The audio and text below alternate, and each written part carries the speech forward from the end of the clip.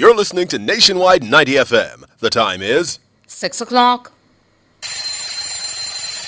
From the studios of Nationwide Radio, morning radio the right way. It's Nationwide This Morning.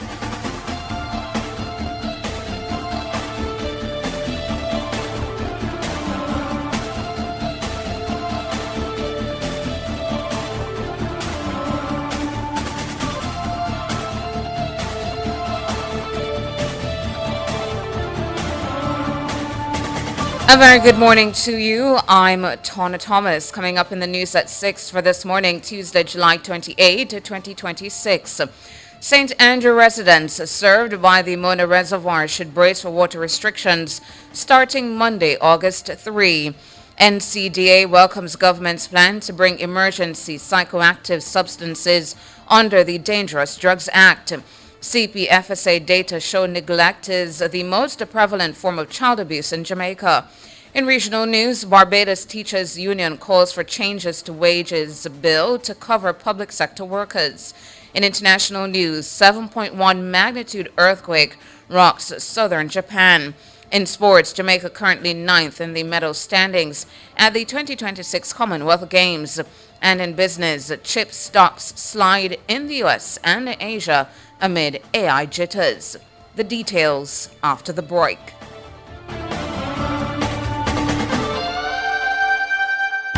Super Center, everything for your home and more. Bring back the fun of shopping. Discover the best finds in every aisle of amazing items.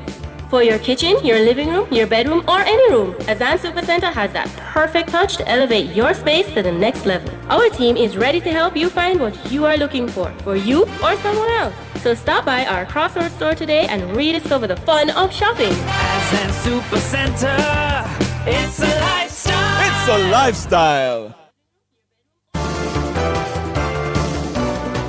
Catch the first news of the day. A comprehensive package of local, international, sports, and business news. The news at 6 on Nationwide 90 FM.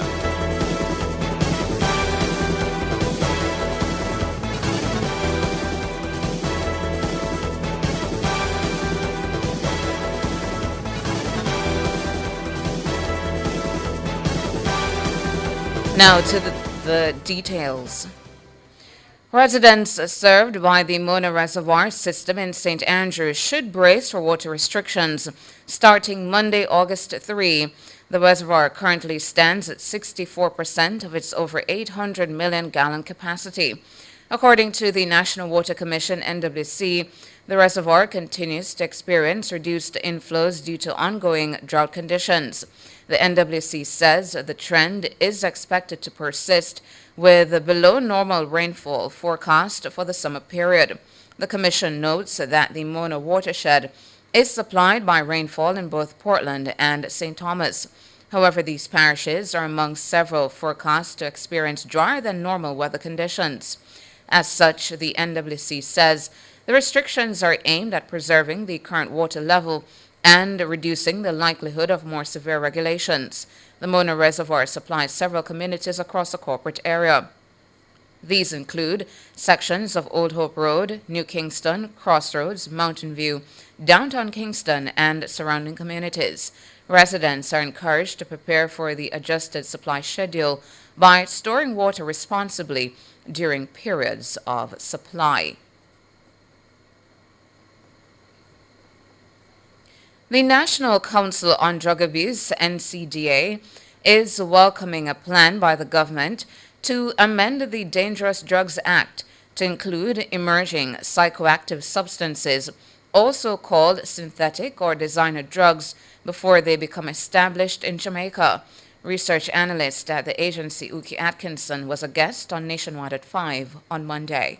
It is very timely that we respond to these emerging risks. What these emerging risks are is the proliferation of what are called NPS, new psychoactive substances, which really reflect substances that are not controlled under international laws that pose a very significant public health threat to our people. Now, there have been over 1,200 of these substances in over 140 countries worldwide, and we are seeing evidence of these substances emerging here in Jamaica. And so it is apt that our legal framework is advanced enough to be able to cover these substances. The National Security Council, chaired by the Prime Minister, announced the move on Monday. It says the decision follows an increase in the seizure of psychoactive substances, many of which are marketed as Molly, and reflects the government's determination to ensure that Jamaica's legal framework keeps pace with rapidly evolving narcotics. As such, the government says it will amend the relevant legislation to enable emerging psychoactive substances to be rapidly designated and controlled before they become established in Jamaica. Atkinson says a 2024 synthetic drug study conducted in 4 Caribbean countries, including Jamaica, has shown that these substances are being used for facilitated assaults. They make these substances pretty regularly, pretty swiftly, and it is very difficult for law enforcement to keep up with them in terms of being able to seize and prosecute and so on without the coverage of the legal framework. We conducted a study in 2024. A synthetic drug study was conducted in 4 Caribbean islands, Jamaica, Barbados, Guyana, and Trinidad. And what that study showed, the fact that there is increased popularity and access, we definitely have that. The availability, the social acceptance among youth, the party and nightlife scene. There have been evidence of positive drug test results in the clinical setting, and even reports of drug-facilitated sexual assault. So people are using these substances to take advantage of young women. Uki Atkinson, research analyst at the National Council on Drug Abuse. Meanwhile, President of the Pharmaceutical Society of Jamaica, Dr. Tyrone Smith, says the amendment to the Dangerous Drugs Act has to be all-encompassing. What we would love to see is a legislation that is robust, or legislation that can be worded in such a way that somebody can't add a molecule or tweak something and then think that they can get away with that particular substance. You know, the legislation has to be such. That's what I would love to see in the legislation. I think sometimes too, people just want to experiment, and that is what leads them into using a lot of these drugs. Dr. Tyrone Smith, the president of the Pharmaceutical Society of Jamaica, and Registrar at the Pharmacy Council of Jamaica, Dr. Radcliffe Goulburn, says public education is a key component to combating the use of these drugs. What needs to be done is that we have more visits to the schools, communicate with the guidance counselors through guidance groups in the schools, somewhat on social media, whatever space the young people are in, we have to get that information in that space. So we want the information to be widespread, but we also want to target the most at-risk young people and adolescents in general who are vulnerable. I believe public education that will lead to prevention and to reduce the demand or the desire for these drugs would be the key for us here in Jamaica. Dr. Radcliffe Goulburn, Registrar at the Pharmacy Council of Jamaica, both men were speaking during Nationwide at 5 on Monday. Neglect is the most prevalent form of child abuse being inflicted on the nation's children. That's according to 2026 data collected by the Child Protection and Family Services Agency, CPFSA. Robin Williams reports. In the first 6 months of the year, 574 cases of child neglect were recorded by the Child Protection and Family Services Agency, CPFSA. Neglect is the failure of a parent or caregiver to provide basic needs such as food, clothing, shelter, medical care, or education, or leaving a child improperly supervised and exposed to danger.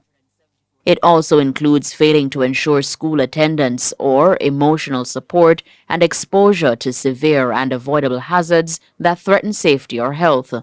CEO of the agency, Lauret Adams Thomas, says neglect is the most widespread form of abuse being experienced by the nation's children. Children continue to experience various forms of abuse, neglect, and exploitation, frequently perpetrated by individuals they know and trust. Neglect, however, remains the most prevalent form of abuse reported to the registry, as some parents, guardians, and caregivers fail to fulfill their fundamental responsibilities. Over the years, neglect has consistently ranked as the highest incident type, followed by physical abuse and various forms of sexual abuse. Other types of mistreatment of children recorded by the CPFSA as of June of 2026 are 371 cases of physical abuse, 278 cases of sexual abuse, and 155 cases of emotional abuse. The mistreatment of the nation's children did not stop at physical, sexual, and emotional abuse. 38 were used as child labor, 12 were bullied, and 6 were the victim of human trafficking. But that's not the whole story. According to the CPFSA, 464 other children are in need of care and protection, while 654 more experienced a slate of behavioral issues. Mrs. Adams-Thomas says these children act out as a means to cope with their abuse. These issues include substance abuse, truancy, running away from home, and instances where parents or guardians feel that they can no longer control their children. Reports often detail multiple issues, revealing that many children displaying behavioral challenges are also victims of abuse.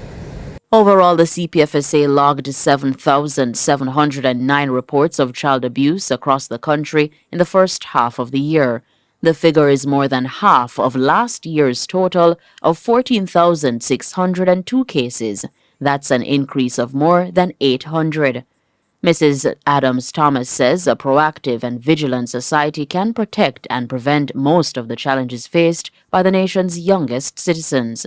Protecting children from abuse, neglect, and exploitation is a collective societal duty. We urge all adults to listen to children, remain vigilant for signs that a child may be at risk, and if you see or suspect anything of concern, contact the CPFSA immediately. Robeanne Williams for Nationwide News. Over 170 people have been killed in confrontations with the security forces since the start of the year. That's according to the latest report from the Independent Commission of Investigations, INDECOM. The latest incident occurred on Sunday, July 25, and involved a man driving a stolen motor vehicle. Dana Davey reports. Between January 1 and July 27, 2026, 174 people were killed in confrontations with the police. The figure is 15 fewer than the 189 killed in the corresponding period in 2025.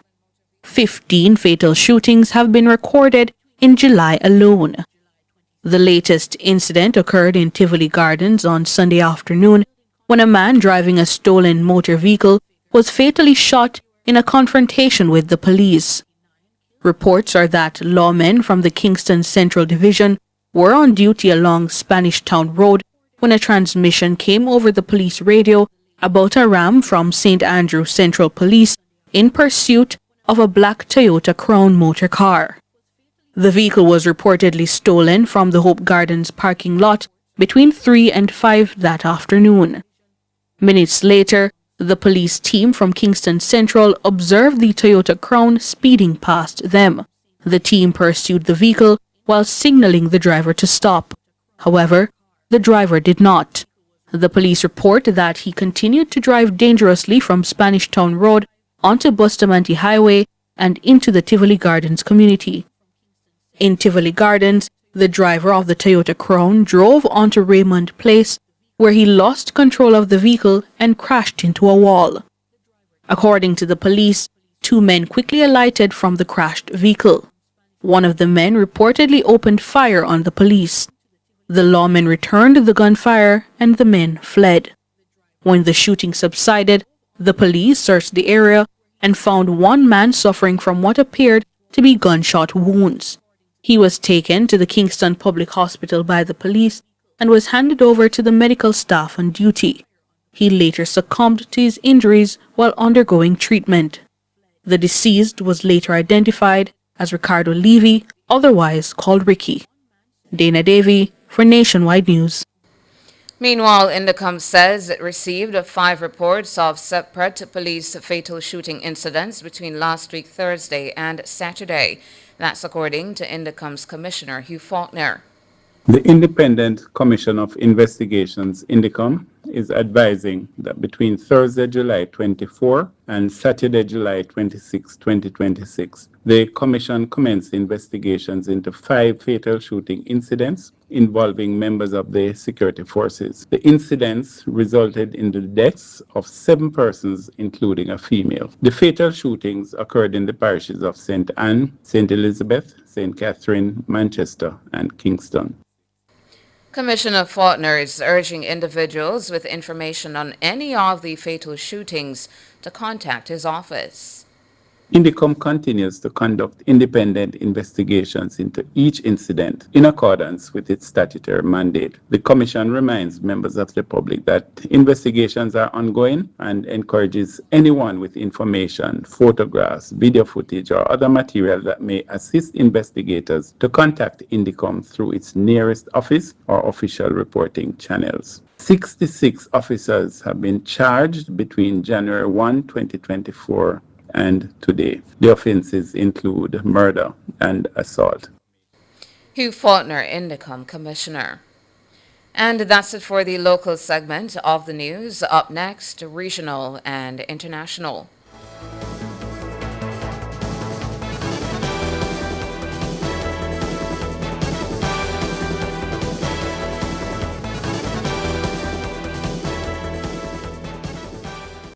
It's This Morning on Nationwide 90 FM. The time is 6:16. This station raised me. It gave me a voice. And if Nationwide has ever meant something to you, come on in. Join the Nationwide 90 FM Family Club today on Patreon.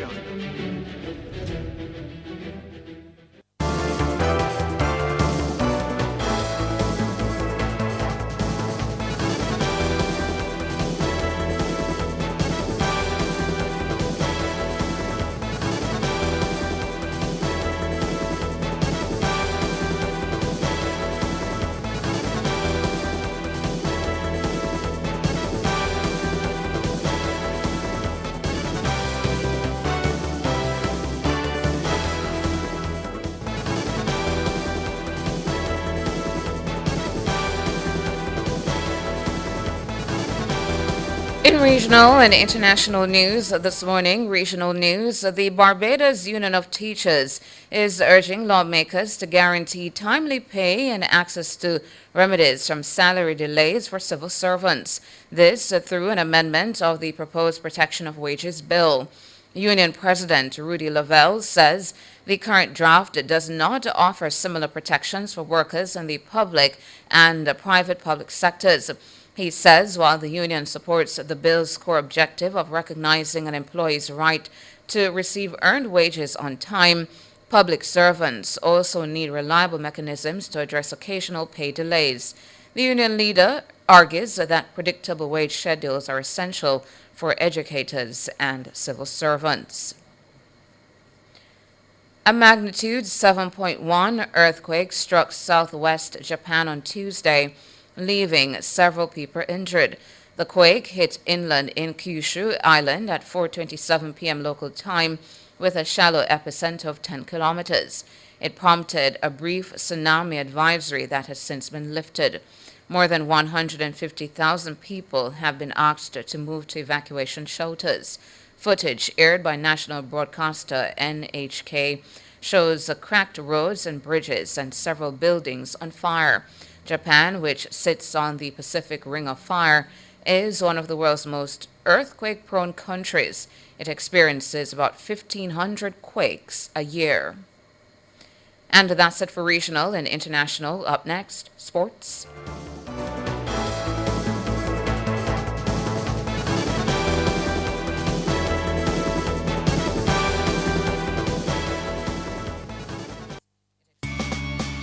Enough power tool, big to small. Jackama figure dig the wall. Our Total Tools. Weed whacker figure trim the lawn. We have everything a job demand. Total Tools. We rent them, sell them and fix them. Also give Total Tools a call. When you say home improvement, landscape construction, a Total Tools are your option. Home improvement, landscape construction, Total Tools are your option. Total Tools, located at 102 Main Street, Ocho Rios, 34 Slive Road, Kingston. And lot C6 Jacksaw, Sentence Bay. Call us today. As a taxi man, every mickle make a muckle. I see him way so BCIC easy pay stay. Having 11 months to pay my car and home insurance, little by little, puts me at ease. Exactly. With my type of business, I have to fret about pay a big money, yet always covered. Get as much as 11 months to pay your car and home insurance while enjoying 100% coverage with BCIC Easy Pay. For all your electrical needs, visit ABC Electrical Sales. They stock a wide variety of electrical supplies including plugs, switches, panel boards and conduits, plus energy-saving fixtures. ABC Electrical Sales stocks brands like GE, Siemens, Philips, Cutler Hammer and Allen Bradley. They also offer free island-wide delivery just to suit your needs. Visit them at Shop 8, Hagley Park Plaza, Kingston 10 or call 876-754-3714-5 or 876-754-3825-8. ABC Electrical Sales for a better choice in the electrical business.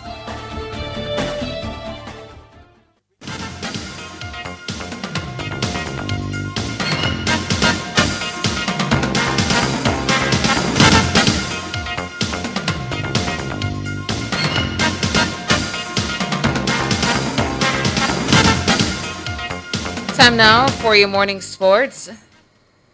Jamaica is currently 9th in the medal standings at the 2026 Commonwealth Games in Glasgow, Scotland, with 2 medals, both of them gold.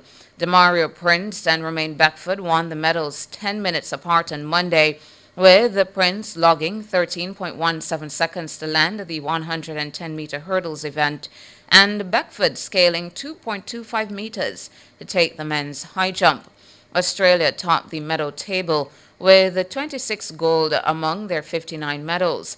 They're followed by England with 26 medals, 8 of which are gold. Jamaica will be in action in the pool and in athletics on Tuesday. Antonio Watson, Zandrian Barnes, and Delano Kennedy are in the men's 400 meters first round. Leah Anderson and Shanake Anderson will report for the women's equivalent. In the pool, Colin McKenzie is entered for the men's 50 meters butterfly. Pakistan will be looking to quickly wrap up the West Indies tale when play on day 4 of the first cricket test gets underway in under 3 hours' time at Brian Lara Stadium in Trinidad.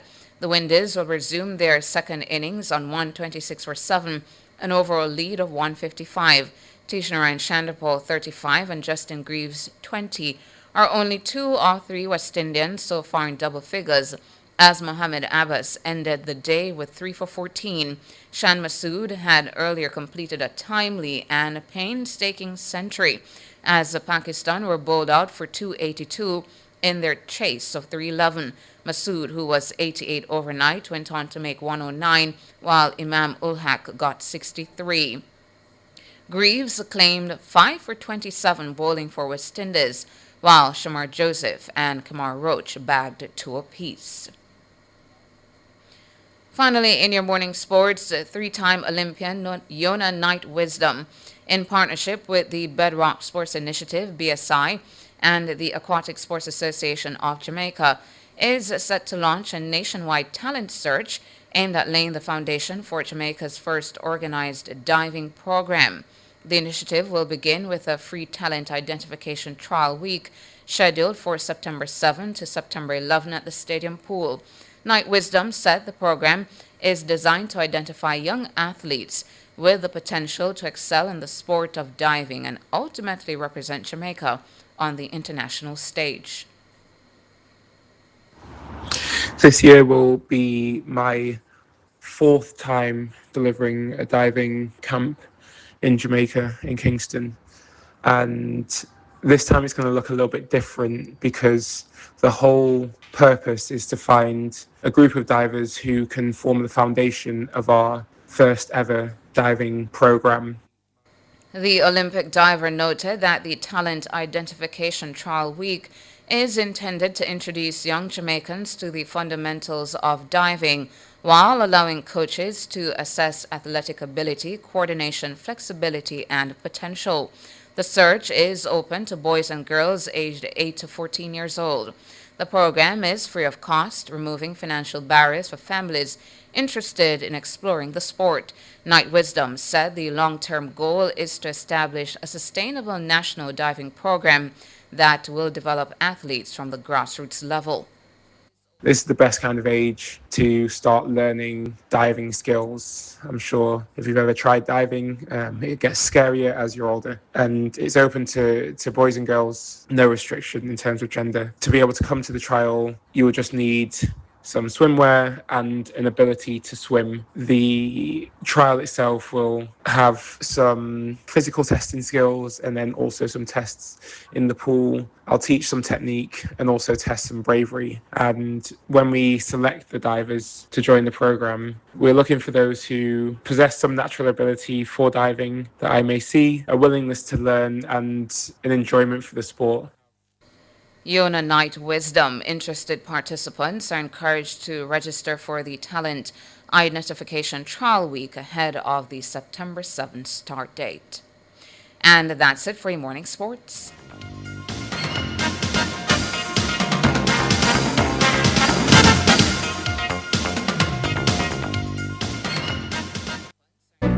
Morning after morning, you've made Nationwide 90 FM part of your routine. So let's take this connection one step closer. Join the Nationwide 90 FM Family Club and be part of it officially on Patreon.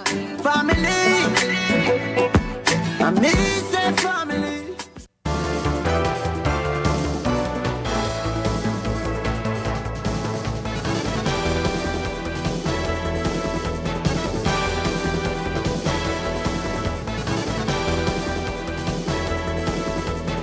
In business this morning, shares in major chip firms have fallen sharply in the United States and Asia as a sell-off in artificial intelligence-related stocks deepen.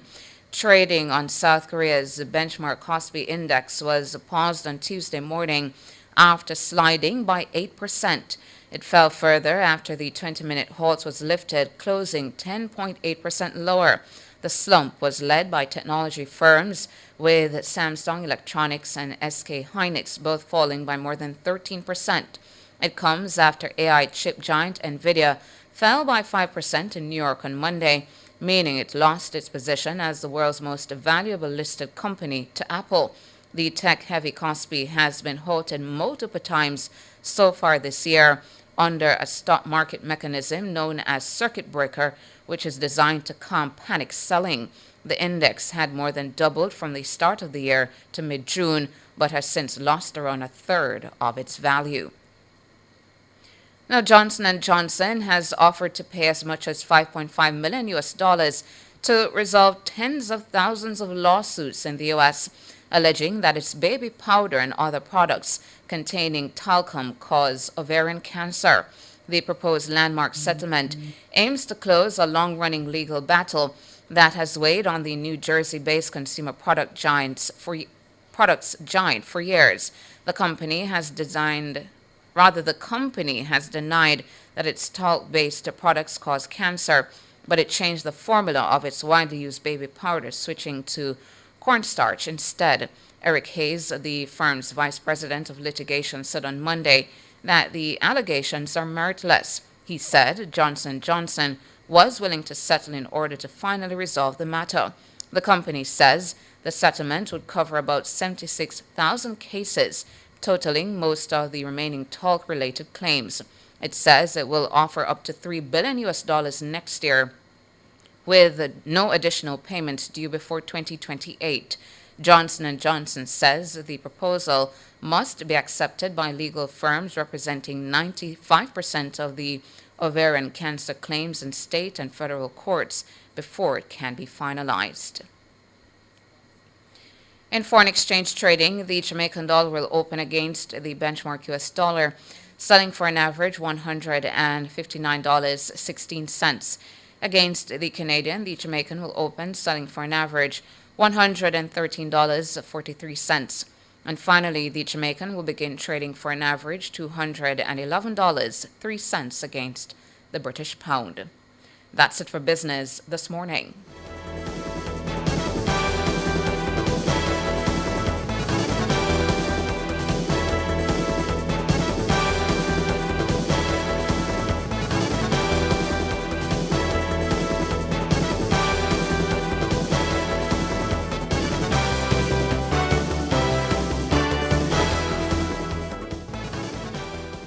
It's This Morning on Nationwide 90 FM. The time is 6:30.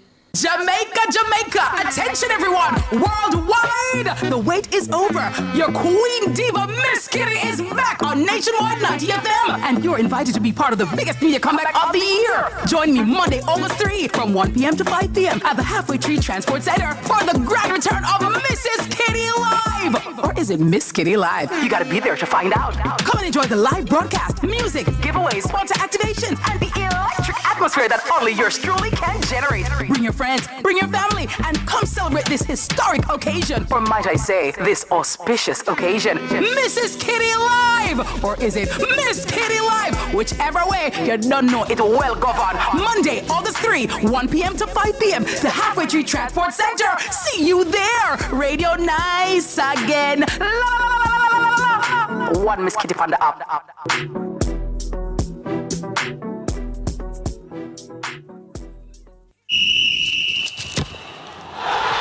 This is Nationwide's FIFA World Cup Fact, brought to you by Juicy Patties, serious Jamaican food. Did you know that Croatia's goalkeeper Daniel Subasic holds the record for the most penalty saves in a single World Cup match? Yes, that's a fact. In their round of 16 match against Denmark, Subasic saved 3 penalties for Croatia, a record for a single World Cup shootout. That was Nationwide's FIFA World Cup Fact, brought to you by Juicy Patties, serious Jamaican food.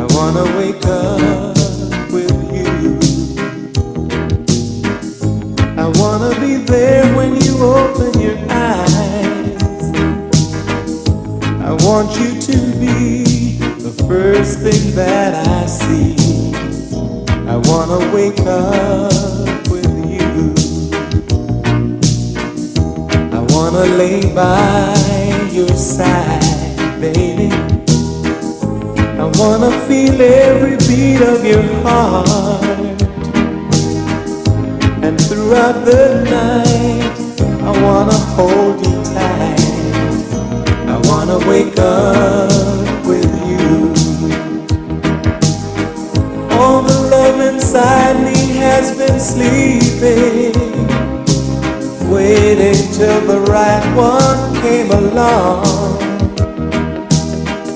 You can share the love that I've been keeping, baby. You can put the music to my song. I wanna wake up with you. I wanna reach out and know that you're there.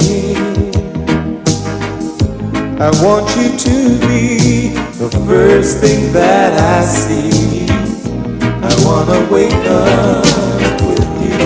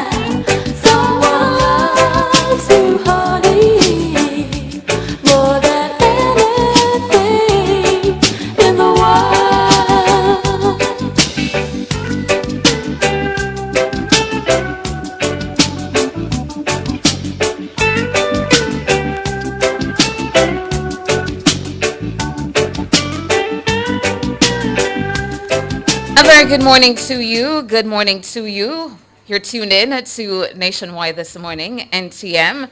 Thank you so much for coming on over and joining us this Tuesday morning. It is Tuesday, July 28, 2026. I'm Tawna Thomas. Good morning, Flight Attendant. It's interesting that you say that, you know, George. For the folks out there in Radio Land, of course you can't see me, but I am wearing a scarf. And so George said, you're not good wearing morning. A scarf. You're in a scarf. Flight attendant. Yeah, but there's a reason why I have it on, because I am going back in time a little, or I'm taking a little bit of a flight. That's right. Back in time this morning, so I thought it's quite apt to put this on. That's right. Perhaps just for the What's on My Mind segment, but yes. But how are you? Good morning. How you do? I'm doing good too. Nice. Yeah, Nice. at an opportune time this morning, well, if we do have time, yes, we should talk about and tell the listeners about my experience at Caymanas Park. Yeah, man, we shall this morning. We shall. At Caymanas Park, because a lot of them, they engage with us on social media on the weekend, but I should tell the folks out in Radio Land too, Yes. since you did announce here that you are dragging me along After 8 this to morning. Caymanas Park. But it is the What's on My Mind segment. And on my mind this morning, as indicated that I'm going back in time a little, play those tapes for me, Jermaine. To being a party of the people, for the people, and by the people. We recommit to the principles of inclusion, to ensuring that the voices of all our people are heard and heralded through the platform of the PNP.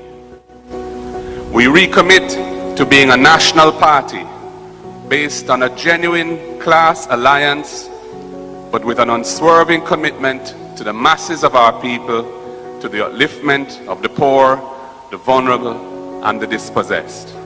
We recommit to a movement where the interests of our people in all 228 local government divisions, in all 63 constituencies, in all 14 parishes, in all 6 regions into which we segment the country, all our people in the Jamaican diaspora are heard and served by our party. As your president today, I recommit to leading with courage and conviction on the shoulders of all who have served before and through the guidance and direction of Almighty God. I have assumed this leadership position with humility, with optimism, and a deep sense of responsibility. As your leader, I recommit myself to our movement as I ask you to join me in doing so. Choosing the path of development of a solid, progressive policy platform which tackles the deep structural challenges facing our country. Choosing the path of strengthening our messaging and our communications, both internally and with the wider public of Jamaicans at home and abroad. Choosing the path of rebuilding our organization from the base to the center. Choosing the path of widening our financial base and strengthening our finances. Choosing the path of commitment to integrity and honesty in the conduct of our affairs and the nation's business. And ultimately, choosing the path of a bright future for our party and our nation. That was Mark Jefferson Golding in January 2021, George and listeners. 2 months after his decisive victory against Lisa Hanno, taking over the reins of the People's National Party as the political organization's president.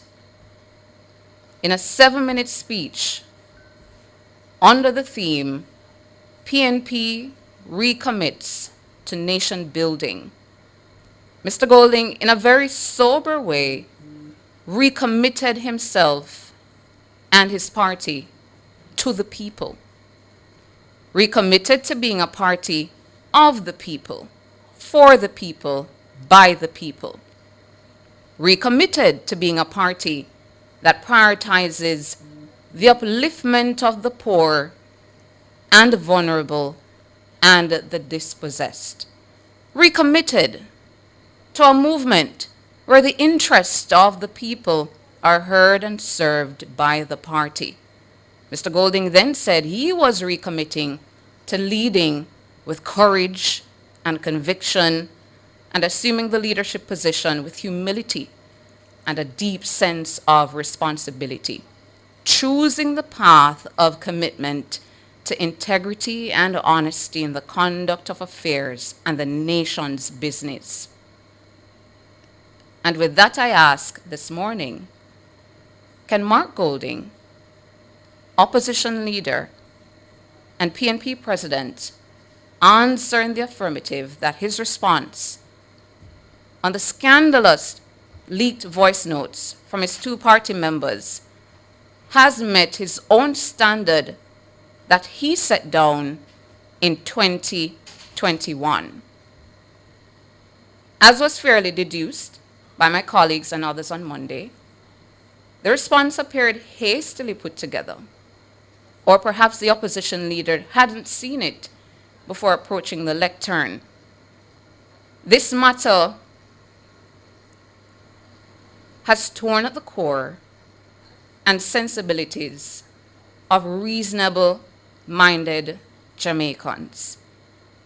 The opposition leader, George, and listeners took a week to speak, and the response we got left a lot to be desired from the opposition leader, who in 2021 recommitted himself and his party to the people. Those voice notes of the 2 PNP members, one of them an elected representative, set out how they would essentially plot against NARA. And who is NARA here for? NARA is here for the people and the people's interest. However, the voice notes lay bare not the people's interests, but selfish interests. And on Sunday, when the very people needed you, Mr. Golding, to find space for them and demonstrate that your commitment to principles and integrity and transparency extended beyond criticizing the other side, you missed that mark. We did not hear a sober and decisive Mark Golding on how he, as party leader and opposition leader, would hold those two party members to account. Where is the disciplinary action that should accompany an act like this that has led to the party you lead, Mr. Golding, bleeding political capital by the minute? Remember, you told us in 2021 that you had recommitted to the people to lead with courage and conviction. Where was the courage to call out the disgraceful act? Where was the conviction when you spoke that would lead one to believe that you two were genuine and resolute on the matter? Because I couldn't find that in your response. I found instead something that sounds like something a handler came up with moments before it was time to speak. The people of Western Jamaica in particular, don't you think they deserve to hear you speak to them directly? Speak to them about how no member of your party in a position of influence would ever try to employ delay tactics against NARA and its projects that are meant to benefit them, the people. And as a man who champions ethical conduct, where was the reassurance that character assassination has no place in the PNP that you lead? In one of those voice notes, plotting to tarnish a public servant's good reputation and character was underway. Mr. Golding, what is more important to a man or a woman than his good reputation? The answer is nothing. It was rhetorical, but I'll answer just the same. The answer is nothing. When all is gone, George, YouTubers, listeners, all we have left is our character and good reputation. That's right. And when one plots to tarnish that, it should be condemned in the strongest of terms. Importantly, too, Mr. Golding, these voice notes go against everything you have told the people you believe in. Everything you've cultivated your brand to represent: integrity, principles, values, ethical conduct, institutional respect. But with a week past, the people were met on Sunday with a 2-minute nothing burger. You had an opportunity to reassure. You had an opportunity to begin repair, but you missed the mark. Now, what's possibly left? Jamaicans who will question everything you and your party say about NARA. Jamaicans who will believe you and your party have no credibility to address NARA matters. Jamaicans who will point fingers at a PNP-led municipality if there's ever any delay with a NARA project. Am I surprised at the response, George? I'm disappointed. And the 2021 Mark Golding, looking at the 2026 Mark Golding should be disappointed too. That's what's on my mind.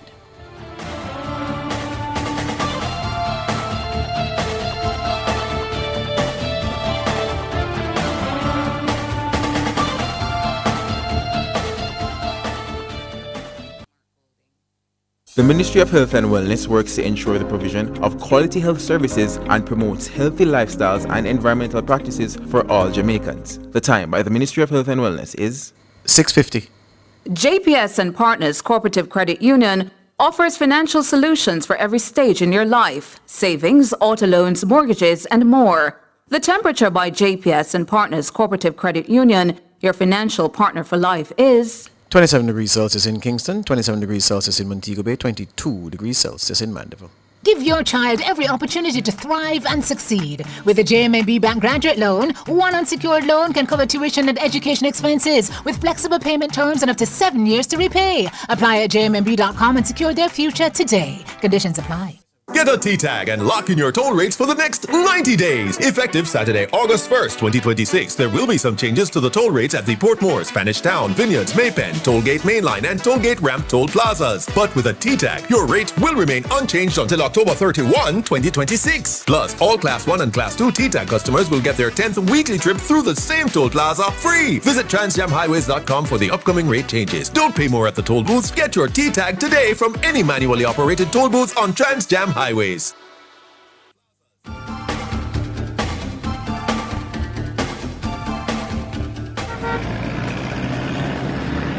Time now for Street Smarts 1 with Ludlow McLean. Good morning, Ludlow. Good morning, George. Good morning, Tony. Hey to you, Ludlow. All right, so listeners of Motor and Public. It's another bright and sunny morning, and the situation in the Kingston 5 area, mainly New Kingston, is that all roads are clear for the moment. The major one, Knutsford Boulevard, from Oxford Road to Trafalgar Road, free-flowing, Holborn Road, Chelsea Avenue. If you're trying to go onto all of these roads, Lords Road, it's really pretty good going Grenada Crescent. And if you're leaving out of New Kingston, you have no problems going on to Lady Musgrave Road, and Lady Musgrave Road in the direction of Hope Road, fairly good, no problems in that particular area.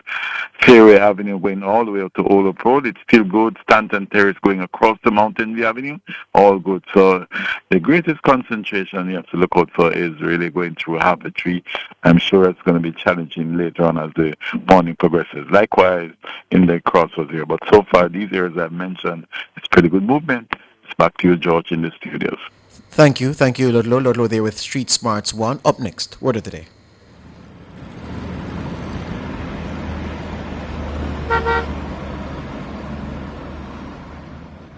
The Word of the Day is brought to you by Marshall's Pharmacy. Hello to our friends over there at Marshall's. The word of the day is spelled Punctilio, spelled Punctilio. Punctilio. Punctilio. Punctilio.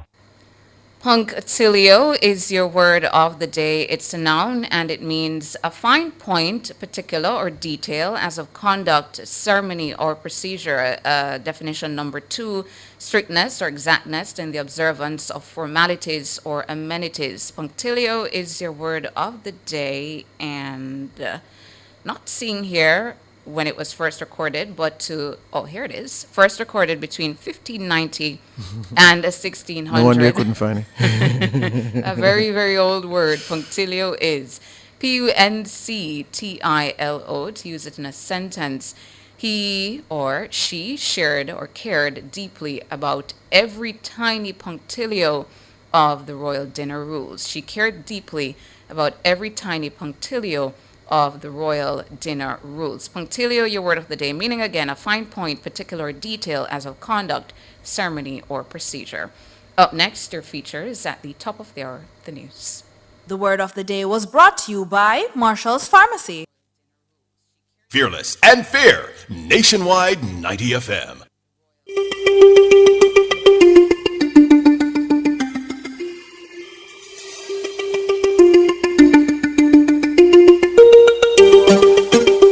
The papaya is a tropical wonder packed with juicy sweetness and a 1-2 punch of vitamins A and C. Today on Food for Thought, we're diving into the power of papaya seeds. Those little black beads you've been chucking in the trash are actually nutritional gold. First off, let's talk about the unsung heroes lurking inside your favorite tropical fruit. While the juicy orange flesh gets all the love, the seeds quietly boast an impressive resume. Packed with protein, healthy fats, fiber, and antioxidants, papaya seeds aren't just a waste bin filler, they're your next health superfood. Papaya seeds are bursting with protein, healthy fats, and fiber. Antioxidants like flavonoids and polyphenols, check. Vitamins and minerals, double check. Think magnesium, phosphorus, and iron. Together, they boost immunity, fight inflammation, and support digestion. Sure, they're a little bitter, but so is coffee, and you're still drinking it, right? Here are some of the benefits. Digestive dynamo. Papaya seeds contain enzymes like papain that give your digestion a turbo boost. Wave goodbye to bloating and sluggishness. Parasite patrol. Got an uninvited guest in your gut? Papaya seeds house carpane, an alkaloid with a knack for eliminating intestinal parasites. An inflammation fighter. Inflammation is a villain behind many chronic diseases. Enter polyphenols and flavonoids, anti-inflammatory warriors that call papaya seeds home. Immune boosters. From warding off E. coli to fighting the flu, these seeds are a tiny but mighty force against bacteria and viruses. Kidney and heart heroes. Papaya seeds help detoxify the liver, protect the kidneys, and may even prevent kidney stones. Their fiber content lowers bad cholesterol, promoting a healthier heart. That's multitasking at its finest. Skin saving. Want glowing skin? These seeds are your secret weapon. Their antioxidants fight free radicals, delay aging, and promote clear, youthful skin. Beauty meets brains.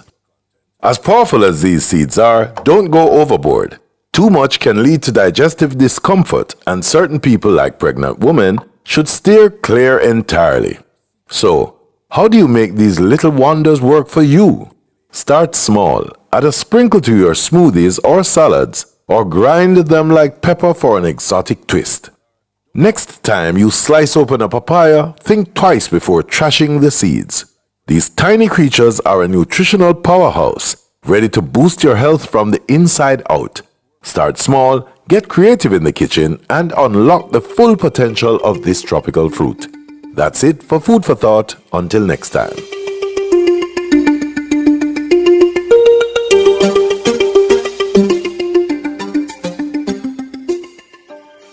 Fearless and fair. Nationwide 90 FM. There are two ways to eat with a knife and a fork. The American way and the British or European way. This is Lifestyle Pages on how to eat with a knife and a fork. Is the American way correct? Some people think that the American crisscross method of cutting and eating is correct. Some people believe that the English or European or continental way, with a fork in the left hand and the knife in the right hand, is correct. In comparing the two methods, it comes down to a matter of choice.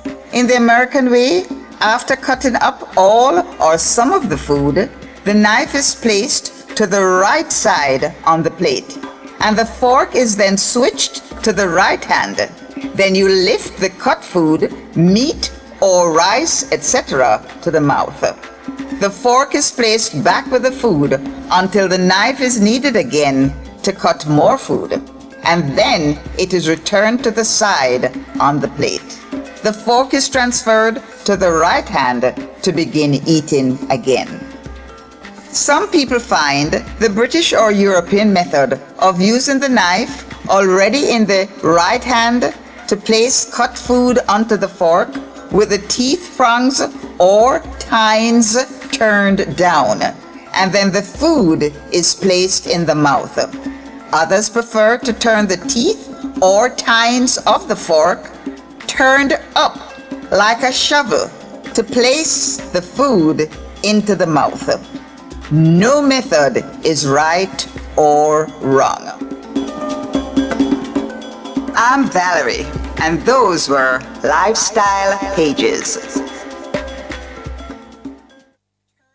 Nationwide 90 FM, continuing the tradition of fair, fearless, and factual reporting. Distracted driving costs lives. Keep your eyes on the road and arrive alive. The time brought to you by the Jamaica Information Service is... News time, 7 o'clock. The most credible news in the morning. The news at 7 on Nationwide 90 FM.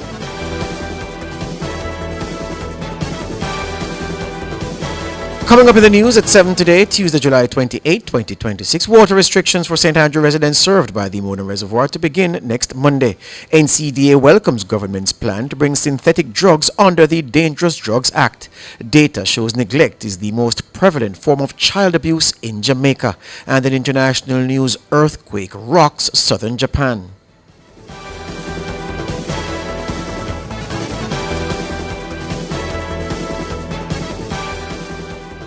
If it's news, it's got to be Nationwide 90 FM.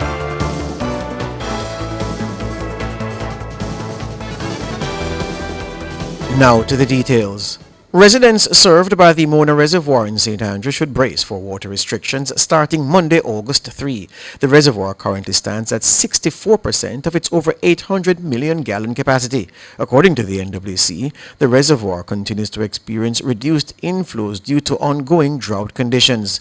The NWC says the trend is expected to persist with below normal rainfall forecast for the summer period. The Commission notes that the Mona watershed is supplied by rainfall from both Portland and St. Thomas. However, these parishes are among several forecast to experience drier than normal weather conditions. As such, the NWC says the restrictions are intended to preserve the current water level for as long as possible and reduce the likelihood of more severe regulations. The Mona Reservoir supplies several communities across the corporate area. These include sections of Old Hope Road, New Kingston, Crossroads, Mountain View, downtown Kingston, and surrounding communities. Residents are encouraged to prepare for the adjusted supply schedule by storing water responsibly during periods of limited supply. The National Council on Drug Abuse, NCDA, is welcoming a plan by the government to amend the Dangerous Drugs Act to include emerging psychoactive substances, also called synthetic or designer drugs. Research analyst at the agency, Uki Atkins, was a guest on Nationwide at 5 on Monday. It is very timely that we respond to these emerging risks. What these emerging risks are is the proliferation of what are called NPS, new psychoactive substances, which really reflect substances that are not controlled under international laws that pose a very significant public health threat to our people. Now, there have been over 1,200 of these substances in over 140 countries worldwide, and we are seeing evidence of these substances emerging here in Jamaica. And so it is apt that our legal framework is advanced enough to be able to cover these substances. The National Security Council, chaired by the Prime Minister, announced the move on Monday. The Council says the decision follows an increase in the seizure of psychoactive substances, including those marketed as Molly, and reflects the government's determination to ensure Jamaica's legal framework keeps pace with rapidly evolving narcotics. The government says the legislative amendment will allow for emerging psychoactive substances to be rapidly designated and controlled before they become established in the country. Atkinson says a 2024 synthetic drugs study conducted in 4 Caribbean countries, including Jamaica, has shown that these substances are being used for facilitated assaults. They make these substances pretty regularly, pretty swiftly, and it is very difficult for law enforcement to keep up with them in terms of being able to seize and prosecute and so on without the coverage of the legal framework. We conducted a study in 2024. A synthetic drug study was conducted in 4 Caribbean islands, Jamaica, Barbados, Guyana, and Trinidad. And what that study showed, the fact that there is increased popularity and access, we definitely have that. The availability, the social acceptance substance among youth, the party and nightlife scene. There have been evidence of positive drug test results in the clinical settings, and even reports of drug-facilitated sexual assault. So people are using these substances to take advantage of young women. Uki Atkinson, research analyst at the NCDA. Meanwhile, President of the Pharmaceutical Society of Jamaica, Dr. Tyrone Smith, says any amendment to the Dangerous Drugs Act has to be all-encompassing. What we would love to see is a legislation that is robust, or legislation that can be worded in such a way that somebody can't add a molecule or tweak something and then think that they can get away with that particular substance. You know, the legislation has to be such. That's what I would love to see in the legislation. I think sometimes too, people just want to experiment, and that is what leads them into using a lot of these drugs. Dr. Tyrone Smith, President of the Pharmaceutical Society of Jamaica, and Registrar of the Pharmacy Council of Jamaica, Dr. Radcliffe Goldburn, says public education is key to combating the use of designer drugs. What needs to be done is that we have more visits to the schools, communicate with the guidance counselors through guidance groups in the schools, somewhat on social media, whatever space the young people are in, we have to get that information in that space. So we want the information to be widespread, but we also want to target the most at-risk young people and adolescents in general who are vulnerable. I believe public education that will lead to prevention and to reduce the demand or the desire for these drugs would be the key for us here in Jamaica. Dr. Radcliffe Goldburn, Registrar at the Pharmacy Council of Jamaica. Both men were speaking on Nationwide at 5 on Monday. Neglect is the most prevalent form of abuse being inflicted on the nation's children. That's according to data collected by the Child Protection and Family Services Agency, CPFSA. Robian Williams reports. In the first 6 months of the year, 574 cases of child neglect were recorded by the Child Protection and Family Services Agency, CPFSA. Neglect is the failure of a parent or caregiver to provide basic needs such as food, clothing, shelter, medical care or education, or leaving a child improperly supervised and exposed to danger.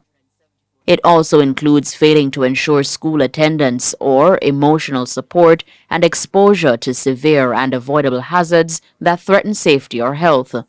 CEO of the agency, Lord Adams Thomas, says neglect is the most widespread form of abuse being experienced by the nation's children. Children continue to experience various forms of abuse, neglect, and exploitation, frequently perpetrated by individuals they know and trust. Neglect, however, remains the most prevalent form of abuse reported to the registry, as some parents, guardians, and caregivers fail to fulfill their fundamental responsibilities. Over the years, neglect has consistently ranked as the highest incident type, followed by physical abuse and various forms of sexual abuse. Other types of mistreatment of children recorded by the CPFSA as of June of 2026 are 371 cases of physical abuse, 278 cases of sexual abuse, and 155 cases of emotional abuse. The mistreatment of the nation's children did not stop at physical, sexual, and emotional abuse. 38 were used as child labor, 12 were bullied, and 6 were the victim of human trafficking. But that's not the whole story. According to the CPFSA, 464 other children are in need of care and protection, while 654 more experienced a slate of behavioral issues. Mrs. Adams Thomas says these children act out as a means to cope with their abuse. These issues include substance abuse, truancy, running away from home, and instances where parents or guardians feel that they can no longer control their children. Reports often detail multiple issues, revealing that many children displaying behavioral challenges are also victims of abuse. Overall, the CPFSA logged 7,709 reports of child abuse across the country in the first half of the year.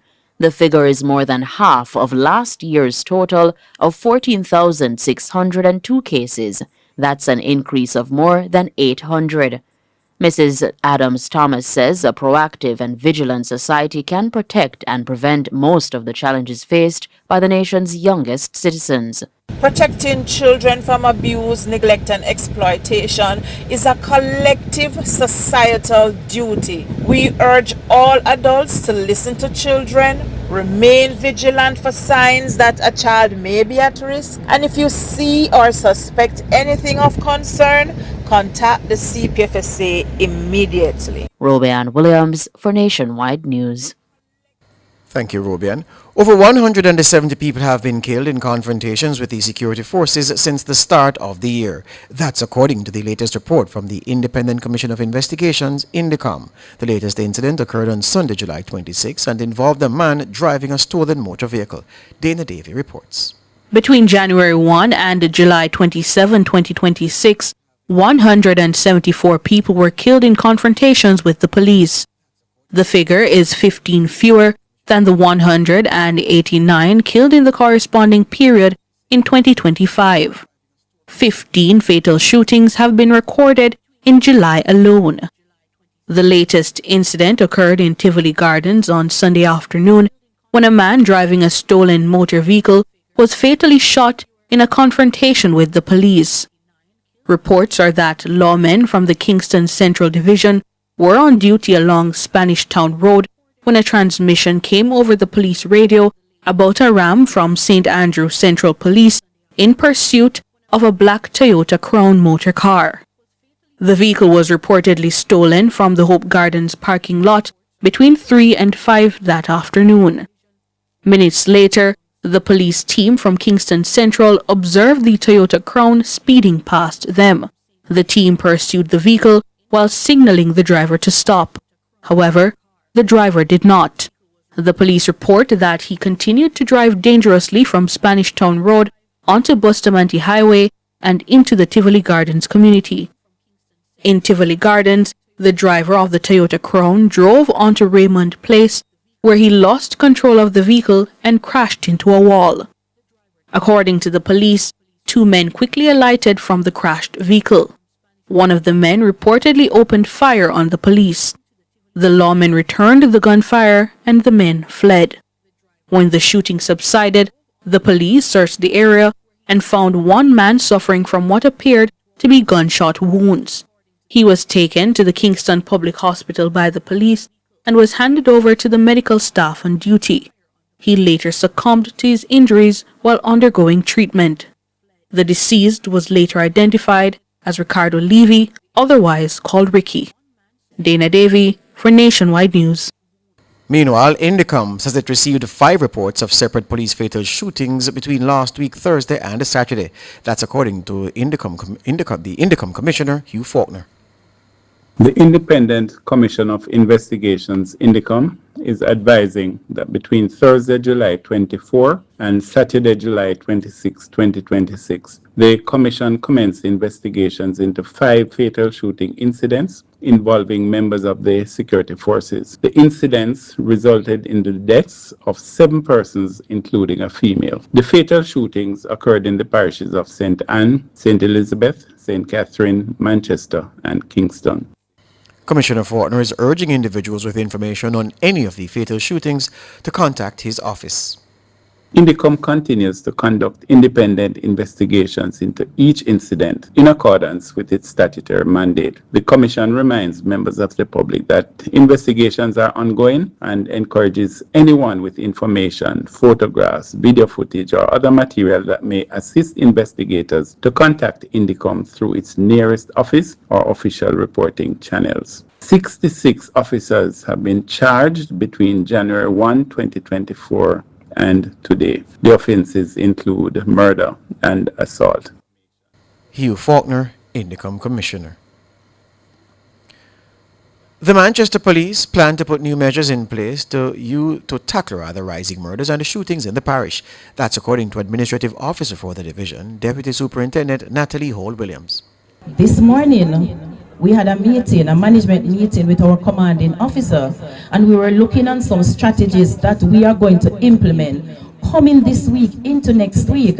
So you're going to see some new things happening. You will be seeing a lot of increase operational activity. We have what started a few weeks ago, that's the Operation Reset, where we have police officers within Clarendon, Manchester and St. Elizabeth. They go into respective parishes and they would give us a strength. So you will have a large number of personnel plus other police officers from other locations that go into different areas to treat with some policing activities.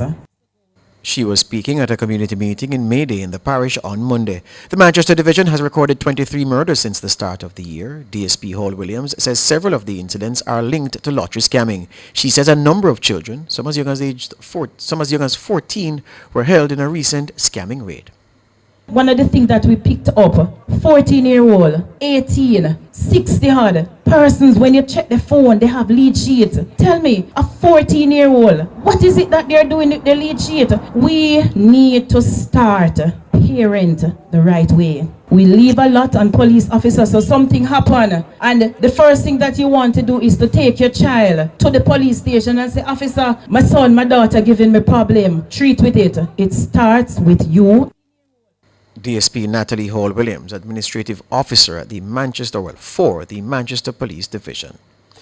An item of regional news. The Barbados Union of Teachers is urging lawmakers to guarantee timely pay and access to remedies from salary delays for civil servants.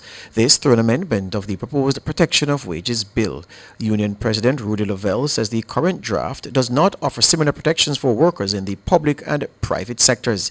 He says while the union supports the bill's core objective of recognizing an employee's right to receive earned wages on time, public servants also need reliable mechanisms to address occasional pay delays. The union leader argues that predictable wage schedules are essential for educators and civil servants.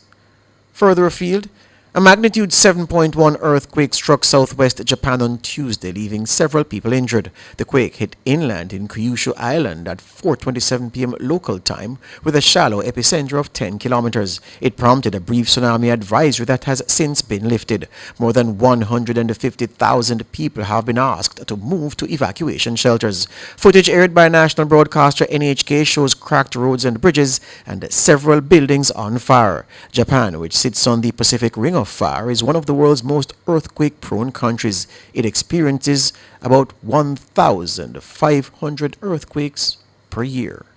That's the news.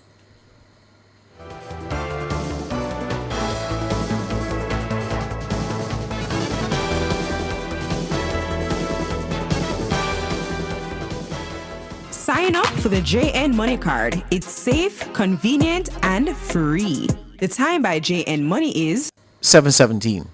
Rent or buy your hurricane supplies from Total Tools. Visit 102 Main Street, Outaris, 34 Slipe Road, Kingston 5, or Lot C6, Drax Hall, St. Anne's Bay. The temperature brought to you by Total Tools Jamaica is 28 degrees Celsius in Kingston, 29 degrees Celsius in Montego Bay, 22 degrees Celsius in Mandeville.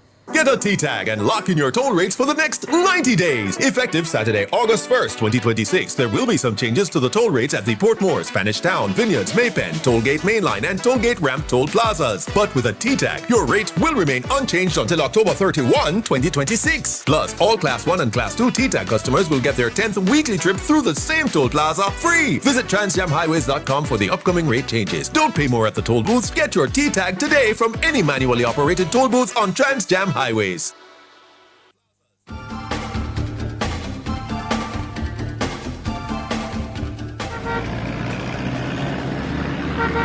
Time now for Street Smarts 2 with Ludlow McLean. Good morning, Ludlow. Good morning, George, and listeners, motoring public or visitors. Yes, can't leave them out in and all our transport operators because, you know, they got to do the movements. That's right. Anyway, the situation, though, is still pretty good in certain areas, but I have to report this accident at the corner or the intersection of Upper Musgrave Road and Argyle Road. I don't know if you know that. It's in the New Kingston area. I don't know who is wrong, but somebody failed to stop, and then a Suzuki Swift and an old shape Toyota Corolla. There was a collision.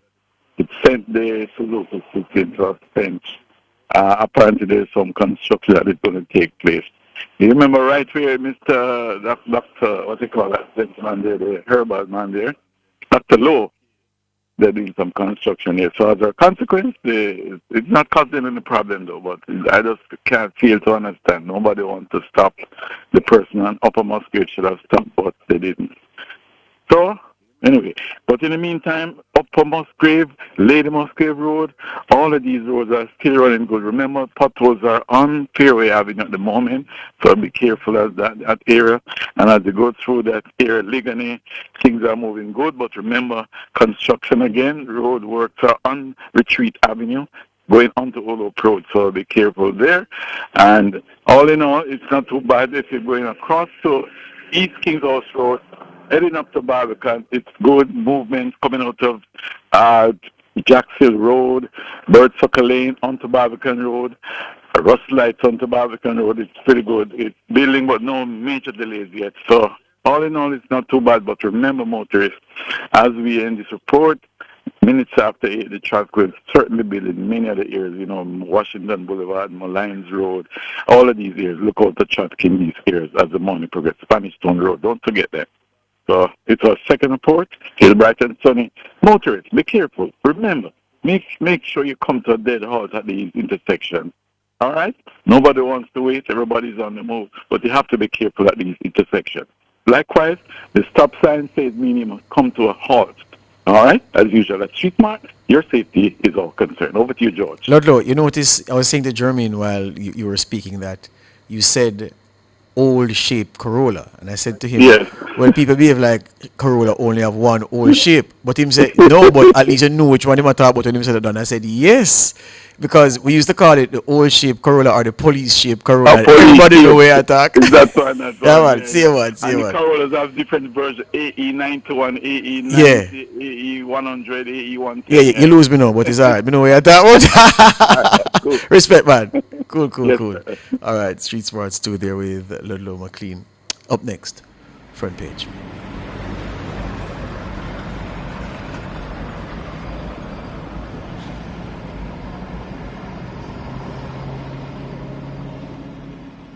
Front Page is brought to you today by ABC Electrical Sales, for a better choice in the electrical business. For all your electrical needs, visit ABC Electrical Sales. They stock a wide variety of electrical supplies including plugs, switches, panel boards and conduits, plus energy-saving fixtures.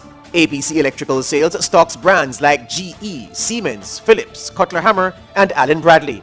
They also offer free island-wide delivery just to suit your needs. Visit them at Shop 8, Hagley Park Plaza, Kingston 10, or call 876-754-3714-5 or 876-754-3825-8. ABC Electrical Sales, for a better choice in the electrical business.